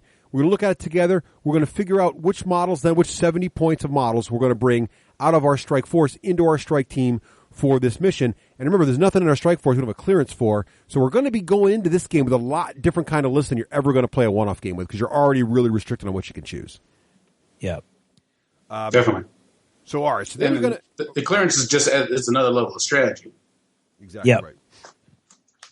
So then you just have a battle. And the battle part is exactly the same as any other part of Deadzone game. One other thing to remember, though, is as you take your models from the strike force to strike team, you got to check off the list which guys are going out, so you know who's gone. And also, any items from your stockpile. So, for example, let's say you did spend some points on some extra ammo. You've got to check off those as well that you've been checked out, and they've left your stockpile. So when you go out to battle, anything you don't come home with is lost. So even if no one ever actually uses the extra ammo in the field, but the guy with the extra ammo dies, it's gone. So just bringing it into the field is a risky endeavor if you don't think you can stay onto it or use it well. So after the end of the battle, there's a bunch of steps you fight. So the battle itself is really no different than a regular battle, except the fact that you pick your mission first before you pick your strike force, a strike team. And the second part that makes the battle different is there's some elements of your mission card you're going to watch very, very carefully because you're really looking for those red ones are going to be worth more reputation, right? Yes. All right. So then after the battle, it's pretty straightforward. There's a bunch of little steps you do, but they're really simple. I'll go through them real quick. First of all, you return any items to your store. So the good news is anything you guys come back carrying, guess what? Goes back into your store. So that's anything they brought in the field they didn't use, plus anything they managed to scavenge out of crates or take off of dead bodies of their opponents or whatever else they got. You get more stuff in your stores. So your stores can actually go up after a battle if you had a good run. Right. Now, on the downside, if you bought ammo at the beginning of the game and you used it, it's gone. Mm-hmm. So your model's not like resetting. They're not resetting the stuff that you got with them originally. Which really makes you think twice because, you know, in a one-off game of Deadzone, if you paid an extra point, took some extra ammo for a guy, you're like, well, it's about halfway through the game, might as well use this. So you use it, right? But in a campaign game, you're like, oh, geez, I wouldn't mind an extra a couple dice here on my on my Blaze Away roll, but man, makes you got to make the call, which I love because you're buying that ammo when you do that 140 points initially, right? So you don't have the option of just buying ammo at the beginning of every game to flesh it. You have to have it in your store, which I think is just it's very cool. It's a very realistic element, and at the same time, it's not hugely onerous paperwork. Exactly. Yes. So you definitely want to keep an eye on all that. But that makes it fun. I think what's cool about this is you are tracking lots of little micromanagement, but that's part of the fun because you're managing a little force, and it's a very small model account kind of thing. You want to name all your guys and everything, too, by the way. Just do that. It'll be more fun. Right. So, yeah. Then you're going to calculate your reputation, and your reputation is based on all the victory points you score in the mission, as the mission says, is one reputation point each. Then if you achieved a core mission objective, as Pat pointed out, one of the red missions, that's going to be +2. If you won the battle, that's also +2 reputation. But if you included a mercenary in your strike team, actually, then you get -3. So you lose reputation for basically having to hire some guy out. You know, you're not being able to carry your own water. You're not getting good street cred for that. So right away, you're going to find that mercenaries, while they bring a lot of flexibility to your list and add things your army can't normally do, is really going to be a detriment in a campaign game. So you just keep an eye on that. But if you need to win real bad or you really need that guy's ability, you can bring him in because you see the mission first and decide if you want to use him or not. Right. So, by the way, the max VPs you can earn in a game is 10, so the max reputation you can get in a 10. So getting anything more than like 5, 6, or 7 reputation in the game is a lot, right, Pat? 14 is the max, yeah. Yeah, right. 14 would be the max. You get 10 base for the victory points, plus 2 for getting the core, plus 2 for winning, right? Would be 14. Yep. Yeah, and then, I think the average is around 7 or 8 in victory points anyway, so. Yeah, I feel like if I got out of the game with, like, anything over than 6 or 7, I had a good run. That's how I feel about it. You know? Just to give you an idea about that. And then those things basically directly, the reputation, right, is what you spend for everything, right? Right, Pat? Reputation is what you spend to recruit models. You heal models, bring them back from the dead if you can, and buy items. Right. And your reputation also is how you unlock other clearances, so you can get another. So you can get the engineer, you can get the sniper, you can unlock another piece of equipment. And your reputation at the end is how you win, right? So the guy with the most reputation is the winner. So it's everything, right? So it's the core elements. You don't have a lot of things to track. It's really reputation that you're watching for. There are a couple other things you want to watch out for, though, while the game is progressing. So while the game is progressing, you're going to be tracking, did I get my core mission objective right? Watch for that. What items did I pick up and who's carrying them, and do they have them at the end of the game? The other thing you do want to track, though, in a basic game of Deadzone, you do keep track of who dies, who you kill on your opponent's team, because often many missions have victory conditions around how many of the enemy you can kill and what their point values are. But also, be sure to track which of your models kills enemy models, because you get experience points. That's the next step here. You get experience points for any enemy model that you manage to kill. Your particular guy gets an experience point for doing that, right? So when you get to the experience section, you're gonna go up in level depending on how much XP you get. And I believe you get. How does the XP work, Pat? I think it depends on the. It's 1 point, for every kill, and then 1 point for every kill, and then to go up to the next level is the amount of XP to the next level. So if you are first level, you need 2 experience points to get to the second level. Right. And then the third, exactly right. And when you go up a level. And then to go 3, you need 3. That's right. And what's cool about this is you can only ever go up 1 level between each game. So this is really nice, because I played against Tim, and Tim had one of those awesome stage 2 plague guys, which apparently Craig hasn't figured out yet, but Tim has. I had one. Did he do awesome? He did okay. Let's see. So anyway, Tim did really awesome. You know what happened? He killed the sergeant, the Indige sergeant, in one round and threw his dead body across a building, and then got tied up with a stupid Z. The Z. Nice. Anyway, the tiny little Jawa guys. It was crazy. It was ridiculous. Nice. So what's awesome about this, though, so his guy did really well against me and killed 3 of my models. Okay? So actually, I think 4 of my models, right? So he could have gone up. I can't remember. It was at a point where he could have gone up 2 levels after the game. It was 5 because he had 2. He could spend 2 to go to level 2, and then he could spend 3 to go to level 3. But the rule is you can only ever go up 1 level between each game, which is really nice. So it kept them kind of under control. So yes, what happens is when you level up, you roll a D8, because this game is a D8 game. You roll a D8 on a table, and it tells you what kind of advance your model's going to get. So on a 1 or 2, you get a new ability, and there's a whole chart for those. And what's nice about this game is you get to pick the ability. So it's not like it's just a total random roll out of the air. You get to pick what you think would work best for the guy you've got. You also get a stat improvement, which is basically going to improve one of the base stats for the model. There's a lot of cool rules about how this works. We'll get into that in a second. On a 6 or a 7, you get +1 veteran die. How do veteran dice work, Pat?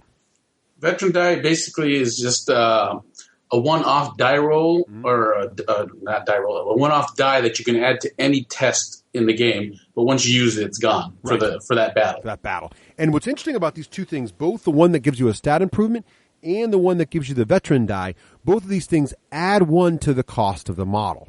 Now, this mechanic is fantastic because basically means as your models level up and become more powerful, their point cost also levels up.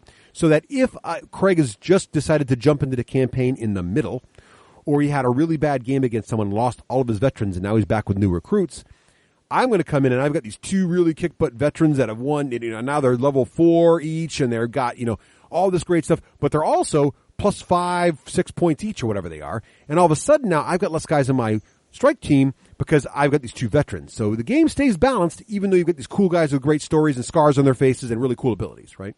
Which I really like a lot. So let's talk a little bit about the new ability thing here. So this is kind of interesting. So there's this really cool table, that has all the abilities on it. So if you roll the one that says you get a new ability, you get to look at this table and pick it. What's interesting about this, though, is each ability has, these are like the keyword abilities from the core game. Many of them you already have on some of your models, like Fast, for example, lets you, use a short action to move 2 spaces. Marksman gives you better sniper ability. Things like that are all in here. All the stats you know and love are in here. The thing that's cool is they are based on the rank of your model, i.e. his level. There are certain stats you can take only at certain ranks. So some of the really powerful stuff you can't even get if you're only rank 1 through 4. You got to wait till your higher level. Also, the cost of the model goes up for that ability depending on the rank of the model as well. So, for example, one of the abilities you can get is AP1, which is awesome. But if you're rank 1 to 4, taking AP1 is going to add plus 2 points to your model. But if you're rank 7 or up, taking AP1 gets you plus 6 points to your model. So it really cranks the points of your model up to the point where you are doubling or even tripling the cost of some of the cheaper guys as you get higher in the game. So it just keeps things nice and balanced, but you get these really cool abilities in your guys. What do you guys think about how the ability system works? I like it a lot, actually, just because it does increase the point of your models, and they're also limited to what you can take per rank. So you can't just grab any. You can't throw a really, really tough onto a rank 1 model. Yeah. Yeah. So you couldn't I like the way you couldn't just give a regular trooper the ability to ignore 2 wounds. Right, exactly. Yeah, I like, just like Pat said, I like the way it scales and you've got to like build up to the really good stuff. And I like the way that it adds to the point cost, because all those other systems, you'd end up with these kick-ass guys that would cost the same as any normal guy. And that imbalance would mean, like, if you're 2 or 3 games ahead of me, I don't want to play you anymore. You know what I mean? Because your gang or whatever is going to be way more powerful than my gang, and that's not going to have been taken into account with anything other than like the giant killer bonuses that they tried to incorporate later in those systems. But you're still going to be facing an army or a gang that's more powerful than yours. And in this system, they might have more powerful models than you, but they're going to have far fewer of them because their cost goes up, which I just think is great. Right. And it's a very simple, elegant fix, but it's a huge fix. I think it has a really large effect, I think, on the overall system. And some of these also, in addition to what you can take at rank, some of them actually have prerequisites before you can even take them. Right. Like you have to have tough if you're going to have really tough. Right. And you have to roll the new ability up too. What do you mean? So when you're advancing, you have to roll new ability. You can't just choose to take. Oh yeah, You have to make sure you get that roll. You have to get the roll 4 ability, right? You can pick the ability you get if you get the ability roll, but you got to roll a 1 or 2. It's a D8 on a 1 or a 2. You get to pick a new ability, and on a 3, 4, or 5, you get a stat improvement, which is kind of structured and sort of rigid on who gets the improvement and what. You can only improve one. Yep. Well, you can only improve a stat one time. Yep. Yeah, so it dictates which stat gets improved. Yeah, let's talk about the stat improvement for a minute here. So how the stats work is, there are strict rules that it must be. You can choose either advance your command stat, which gets you better more cards and control of command, which is great. We talked about that when we talked about the main game mechanics. But also you can choose to improve your combat stat, which is either your fight, survive, or shoot. Right, your shooting ability, melee, or fight. What's interesting about this though is, the highest one that has not yet advances. So you don't even get to really pick. You're just going to, it just goes automatically. Pick, Right, which is nice. So I love that too. So you can't just jack one of them way up to make him silly strong. And again, you've got to roll that on that D8 that Craig just talked about as well. So you don't always get to just jack one thing and min-max your guys. Right. This is the one thing I think in the whole system that I'm kind of like, I wish it wasn't quite like this. Mainly, I like the fact that it can only go up 1 point. So there's your limiting factor right there. Yep. The fact that you don't get to choose what goes up, though, makes it a little difficult with a couple of the models, like the Enforcer, the Assault Enforcer, the way his stats are, which is a big deal on the forums among the vocally frustrated.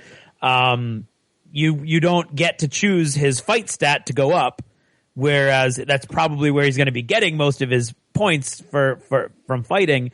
But because of his initial stats, his other stats will go up before his fight stat goes up. So because you can only raise it 1, I wish you could choose which one to raise at any given time. But other than that, the system itself I like a lot. Yeah, if that makes any sense. Yep. I guess certain factions are going to have restrictions there. I don't shed a lot of tears for Enforcer players because their army's freaking awesome. Just saying. All right. Well, it's awesome because of the guns they carry and their armor. I'm not going to say no. So, and also don't forget, mercenaries don't ever gain experience. So again, mercs are really not an ideal choice for a campaign. But if you really like a guy, you can play with him. No problem. Yeah. Also, you can also get each battle unlocks a clearance, right? So you get a free clearance every time you fight. So that's going to give you one of those. And then you can buy additional ones with your reputation as well. So how that works is, so here's what you can spend your reputation on. So after you figured out, okay, my advances for experience points, I figured out how much reputation I've got. That's all good. Don't forget to get one new clearance just to play in a game. That's good. But now I can spend my reputation on some new things. So one thing I can do is I can get more clearances unlocked. So if I really want to get another clearance for reputation, I can do that. I can also buy items at their cost from the normal rulebook prices. So if I want to buy, if I've unlocked frag grenades, I can now buy them at their cost. Frag grenades are 3 each. And remember, we just said that getting like 7 or 8 reputations a lot. So if you unlock a clearance, that's probably half the reputation you just got from that game. If you then were to buy a grenade for 3, now you've just spent probably most of the reputation you just got from one battle. So buying more stuff is a big deal. You're really taking a huge chunk out of your winnings doing that. You can recruit a new model, so basically means anything you have a clearance for, you can go ahead and add another guy to your strike force, which you will do once in a while because people will die. And when you do that, it's the cost of the model. So if you wanted to add a net new trooper who is normally, let's say, 5 points for you, it's going to be 5 reputation to bring him in. You can also call for emergency medical aid. Pat, what does emergency medical aid do? Do you remember? That actually heals an injured player. When you're injured in this game, in their campaign setting, if you don't have emergency medical aid, then that model or character has to sit out one battle before he can come back to fight again. Exactly. So now and then last choice, and we'll get to the second, is it's 1 point per model you want to use emergency medical aid on, and it is 3 points to model to resurrect a model. What's interesting about this game and other campaign systems, when your models are knocked out in the game, some games you just roll to see if they're actually dead or just hurt. Not in Deadzone. In Deadzone, everybody who's knocked out is actually dead. All right, they're done. So there's no thinking about it. This is another reason that really makes you maybe want to run away in the middle of a battle. If things aren't going well and you've already lost 3 guys and you don't want to lose more than that, maybe you just run away and call this one a loss, right? And that's an option. There's actually a core rule that says you can run away pretty much any time. But if you want to, let's say a really good guy dies. Let's say it's one of your guys with a lot of experience points. You want to resurrect him. Another thing that's interesting about resurrection is it's always just 3 points per model to resurrect. Remember, to bring another model back, it's the cost of the model. So if, let's say, Craig, even though his guy is brand new and not hurt, let's say Craig's Pterodon. It's not Pterodon. What do they call him? What are the turtles called? Pteroton. Let's say your Pteroton were to be killed, right? How many points is a Pteroton? Like 18? Something like that? Or 23? 23? It's 20-something. So 20-something point model, even if he's got no experience, you're going to want to play the 3 points for resurrection as opposed to the 22 to bring another one in. So those kind of guys, anything that's over a certain point cost, you're probably going to want to go for the resurrection roll. Yeah. Now, I say resurrection roll because the resurrection is a messy business and doesn't always go well.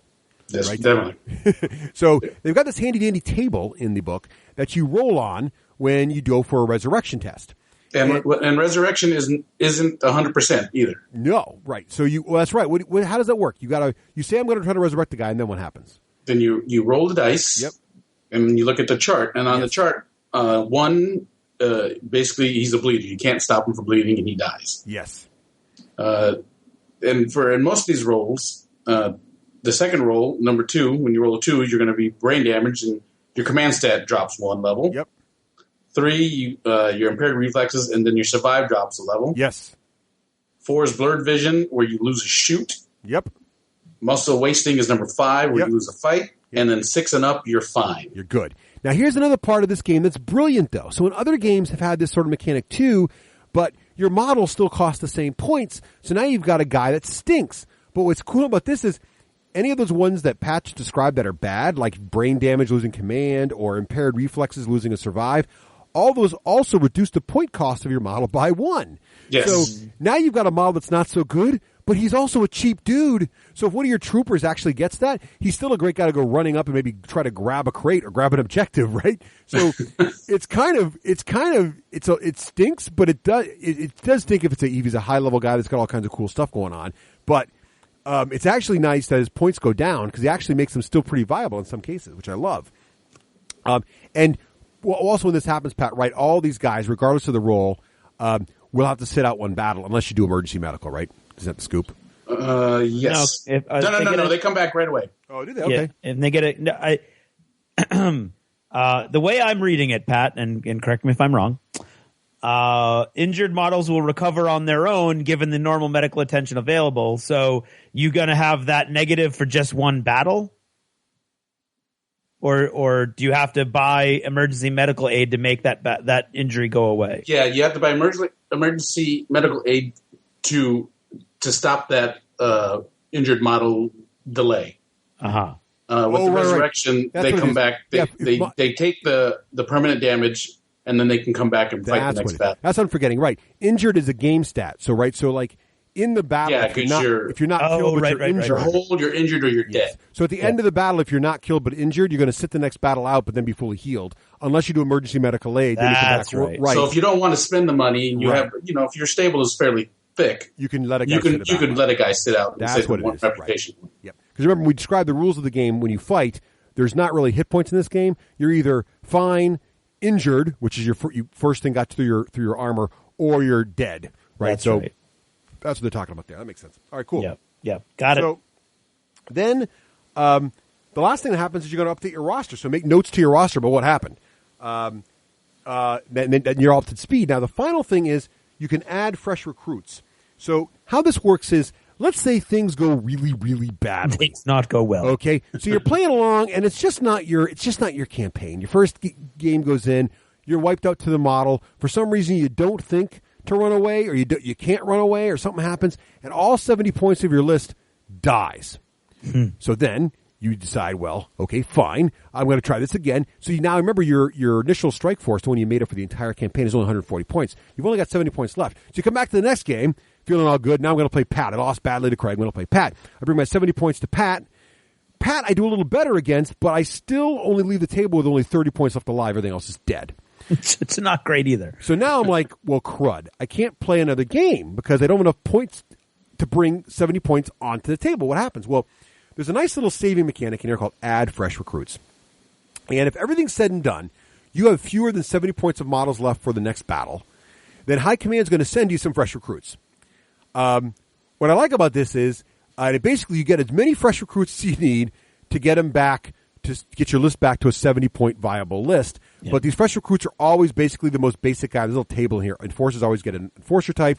Plague always gets a Stage 3A. Marauders always get a Commando. Rebs always get a Rebel Human. So you basically get the most basic of troopers that comes in your list, and they start filling your list out until they're done. But here's the cool thing. So you're thinking, I love this. So you're thinking to yourself, why would I buy? Because I can buy a fresh recruit. I can buy a guy at his point value, which is 5 points, but I get him for free if I'm below 70. So why don't I just go for the free guy if I can just lose, manipulate the game right to get free guys instead? But here's the thing: all these guys are total noobs. So anybody you spend reputation on to get into your list, they're normal. They work right in the first game like normal. They're great guys. These guys are total raw recruits. So all of them are considered to have -1 to all their dice tests for the very first battle they fight in. So I love that. So that just keeps these guys. It gives you a way to get back into the game and have some fun, but they all are a little bit weedy. So I love it. I think that's fantastic, and that's pretty much the whole system, right? Yeah. Yep. Which I love. It's very simple, very straightforward, and you just play these until you've decided your number of games are done. You compare your reputations, and like the guy with the highest reputation is a big wiener. That's pretty much it. Yeah. Depends on who's the winner, exactly. Whether or not he's a big wiener. Right. And like I said, again, I'd love to reiterate that with the way this is so open, and however you want to, whatever kind of campaign you want to stick it in, a map-based, a scenario-based campaign, it'll flow together with it. If you want to tell a story.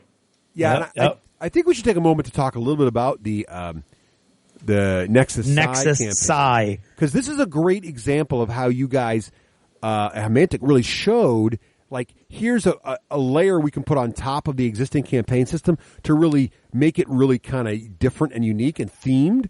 And it really just inspired me. Like you said, Pat, I can think of all kinds of cool ways you can just put a layer on top of this and add even more awesomeness to it.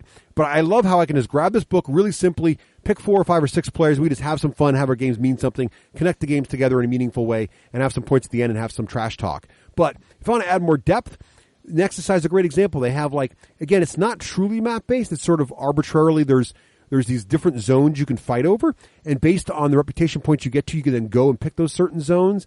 And it's only a 2-player campaign with 1 player always being the plague, and it's got this nice theming.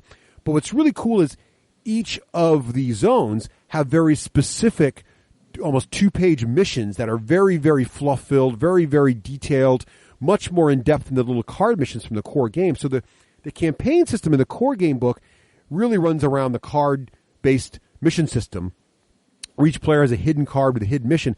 But the Nexus Psi book really introduces really in-depth, deep missions with certain terrain categories you want to have on there and sort of recommended loadouts, but then also really, really cool, in cool ways, complex missions that just layers right on top of the existing campaign system, right? Yeah, definitely. I mean, you said essentially 100%. It just fits. You can adapt. Like, we have one for Gen Con that's going to be scenario based. Depending on who the winner is, will dictate which scenario is played next. Cool. And the missions for that scenario are predetermined. Only you will be able to see your own mission, so no one can kind of skew the story. Yep. And it's a 4-player scenario, so any one of 4 scenarios can happen after the first battle. Yeah, exactly. Well, in Nexus Side's got something similar where if you control certain areas, if you play certain battles and win them, you get bonuses to what you can do in future battles, right? So it's like, there's all kinds of stuff you can do, and it reminds me, Craig, when you and I would talk about the XCAM. The XCAM would go on right on top of this, no problem. Mm-hmm, it would be fantastic. Really great stuff. So, Craig, what do you think? Let's give some thoughts here on the campaign system. How would you sum up what you like about the campaign system? I think it's probably the best execution of this type of campaign system that I've seen. It's got all the cool stuff that you like about a campaign system. Your guys are advancing in experience. They're gaining skills. You've got to be careful because your injuries are going to carry over, so you can't just throw guys away. At the same time, there's a minimal amount of bookkeeping, so you're not worried about, putting pins all over the map and everything like that.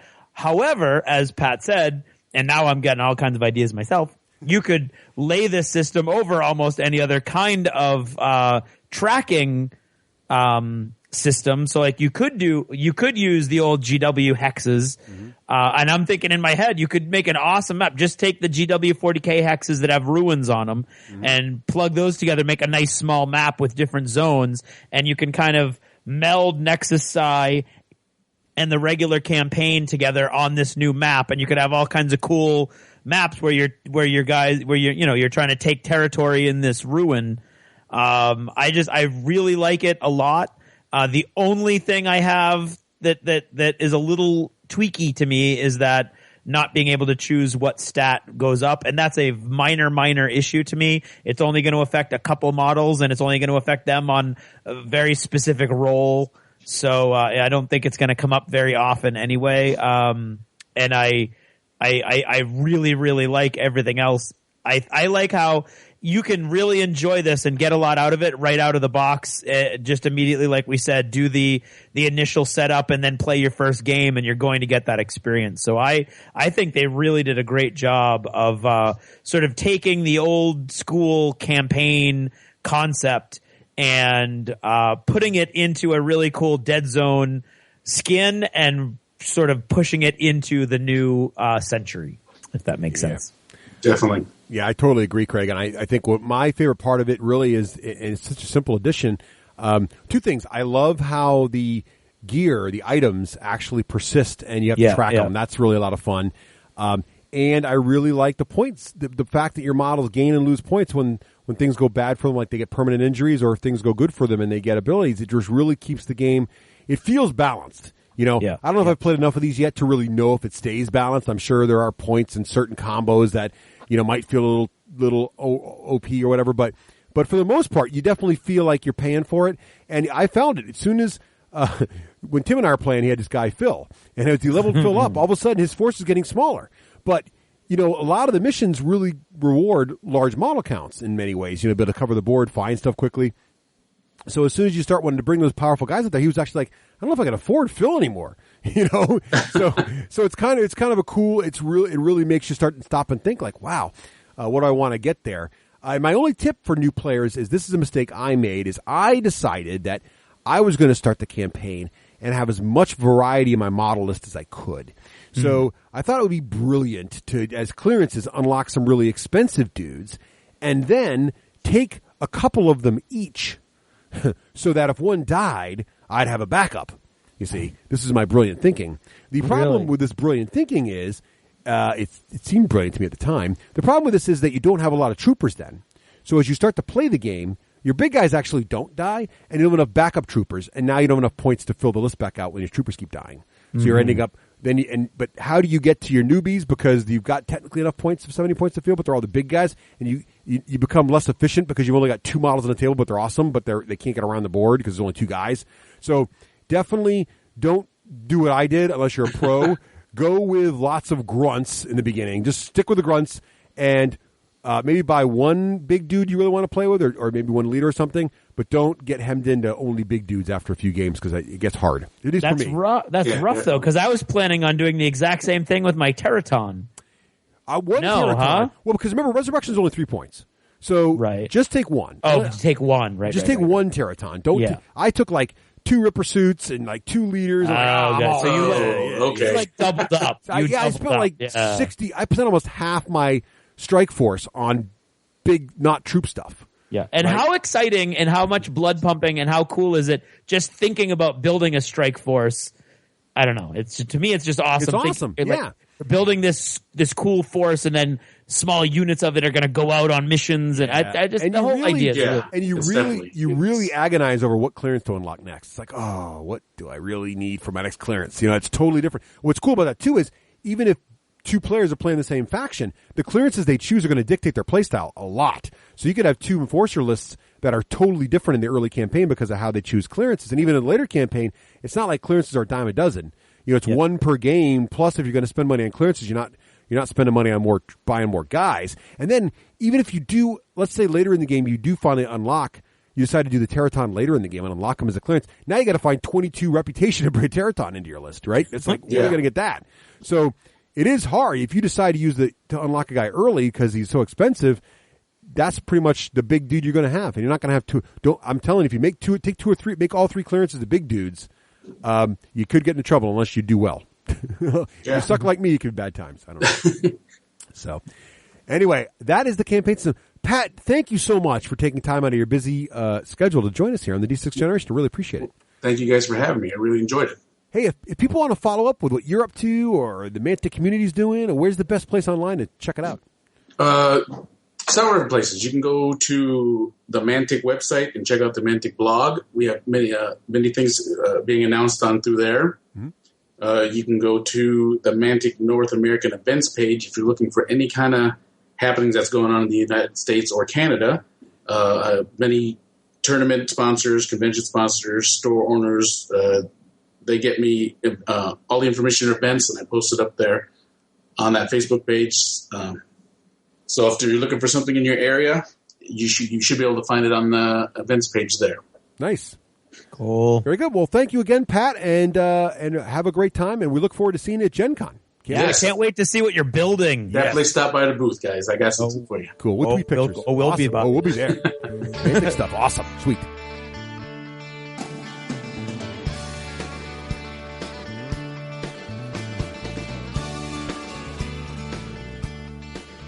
This Jebber Notice is brought to you by our patrons over at Patreon.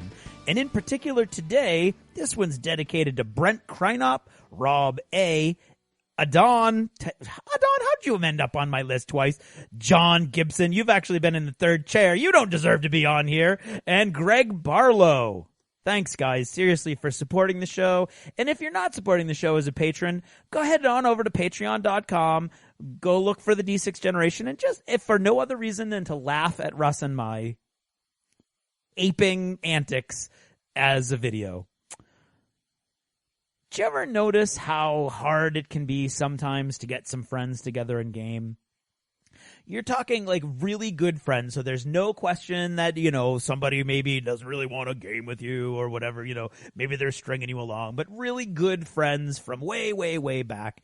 And sometimes it just never happens. Every week you're going to put out that email, hey, we're going to get together this week. And every week it's going to be like, Monday, everybody's super excited. And by Friday there's, this came up, that came up.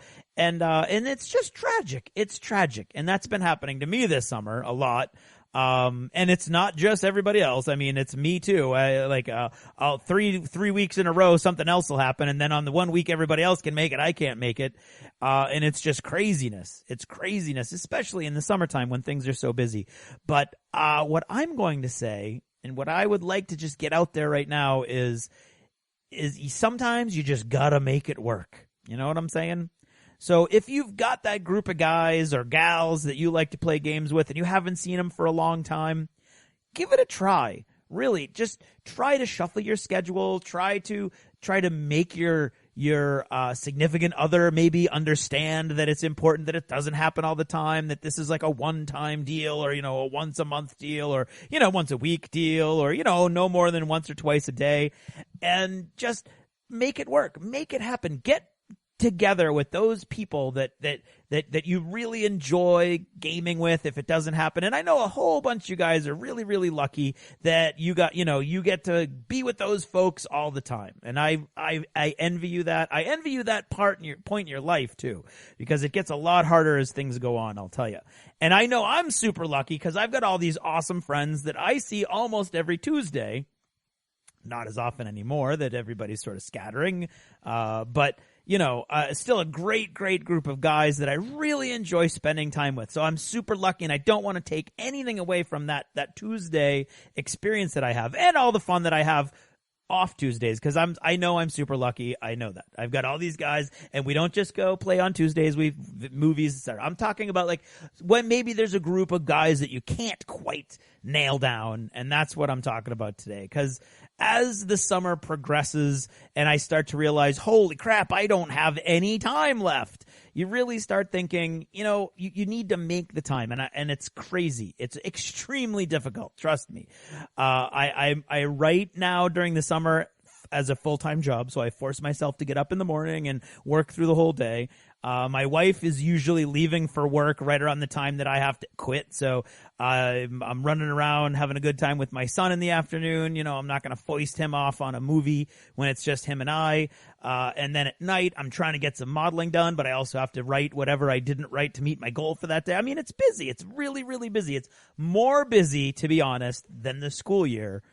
Which I've always figured. I've always thought if I've got more to do, actually, like when I've got school and the podcast and my friends and my family and my writing, it actually is easier to structure because I'm just forced to make it all work. In the summer, when things are more elastic, I'm not so good with that sort of freedom. But seriously, what I need to do and what I would urge all of you guys to do is if there's a group out there that you really enjoy gaming with or hanging out with and you just haven't been able to put it together, you haven't been able to make all the stars align, force yourself to.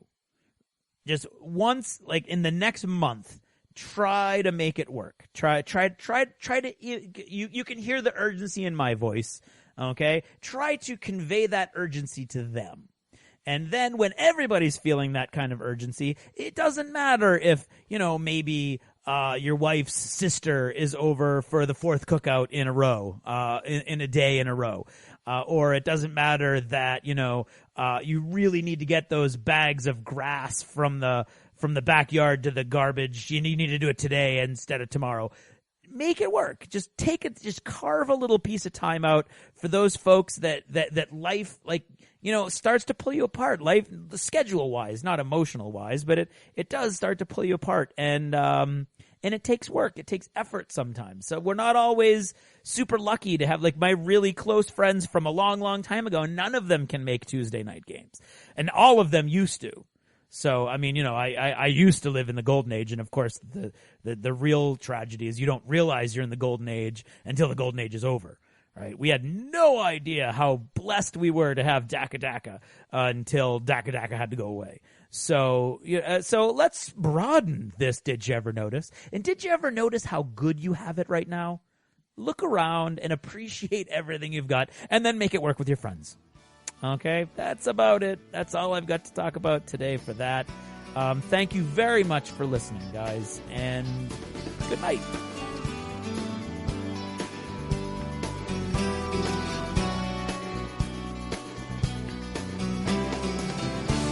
Achievement unlocked. You've made it to the end of another D6 Generation episode, the podcast whose humor has universally been acclaimed as not too horrible. Please let us know what you thought of the show by either emailing us at info@the d6generation.com or by posting in our official D6G episode thread at the top of the DACA discussions forum on dakadaka.com. If for some inexplicable reason you actually enjoyed this show, you can help others find out about it by leaving positive reviews on iTunes. See you in 2 weeks. Thanks for listening, and happy gaming. The theme from Total Fangirl comes from the soundtrack of The Last Night on Earth, the zombie game, courtesy of Flying Frog Productions, and is a composition of Mary Beth Magalanes. Earlier this episode, we talked about the new science, and I just have to say that this song from Season 3 in Epic Rap Battles of History is indeed my new theme song while playing that game.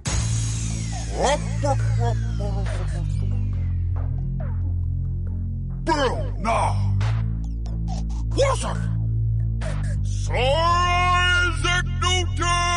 Because of all the scientific minds in history, they put Beaker and a bow tie up against me. I'm a master. I discovered gravity. I drop rhymes like they're falling from an apple tree. You don't match for me. You got a bachelor's degree. I got a unit of force named after me. You want a battle, guy? That's a crazy notion. When I start flowing, I stay in motion. Where's Paul? Did you catch that? Or did it go too fast to the task? Perhaps it'd be better if I added in a bleep or a bloop or another wacky sound effect. I was born on Christmas. I'm God's gift. I unlock the stars that you're dancing with. You waste time debating creationists. When I create the science, you explain to kids. Yes, it's true. What I used to do is teach kids science on my PBS show. But now I do what I gotta do to make sure scientific thought can grow. And I'm still in my prime, hitting my stride. What'd you do with the back half of your line? You freaked out, started counting, going to the bank, and you sure didn't have no wife. Oh, you wrote the book on gravity, but you couldn't attract nobody. Your work on orbits was exemplary, but your circle of friends was shoddy. Oh, you don't wanna mess with the guy built on a ramp sharp like a needle in your arm. I'll stick to drinking that mercury, cause I hypothesize that you're about to get beat. Well, I conclude that your methods are the whack. You wouldn't even pass in one of my classes. Every action has an equal and opposite reaction, except for when we both start rapping. I accelerated the minds of mankind to a higher plane of understanding, and I can't calculate the weight and the size and the shape of the shadow of the mind you're standing in. And I will leave you with a page from a book I wrote at half your age 3, but the integral seek YUI from 0 to 1/6 the titles like debate E are the square root of 3 times the 64 power of 1. why don't you pick on the brain your own size? We got a badass over here, plus I got your back. Nah, astrophysics black guy, hating planetary fly. By the way, the answer to your little calculation is I. As in I put the swag back in science, while Isaac Newton was lying and sticking daggers in Leibniz and hiding up inside his attic on some Harry Potter business. The universe is infinite, but this pattern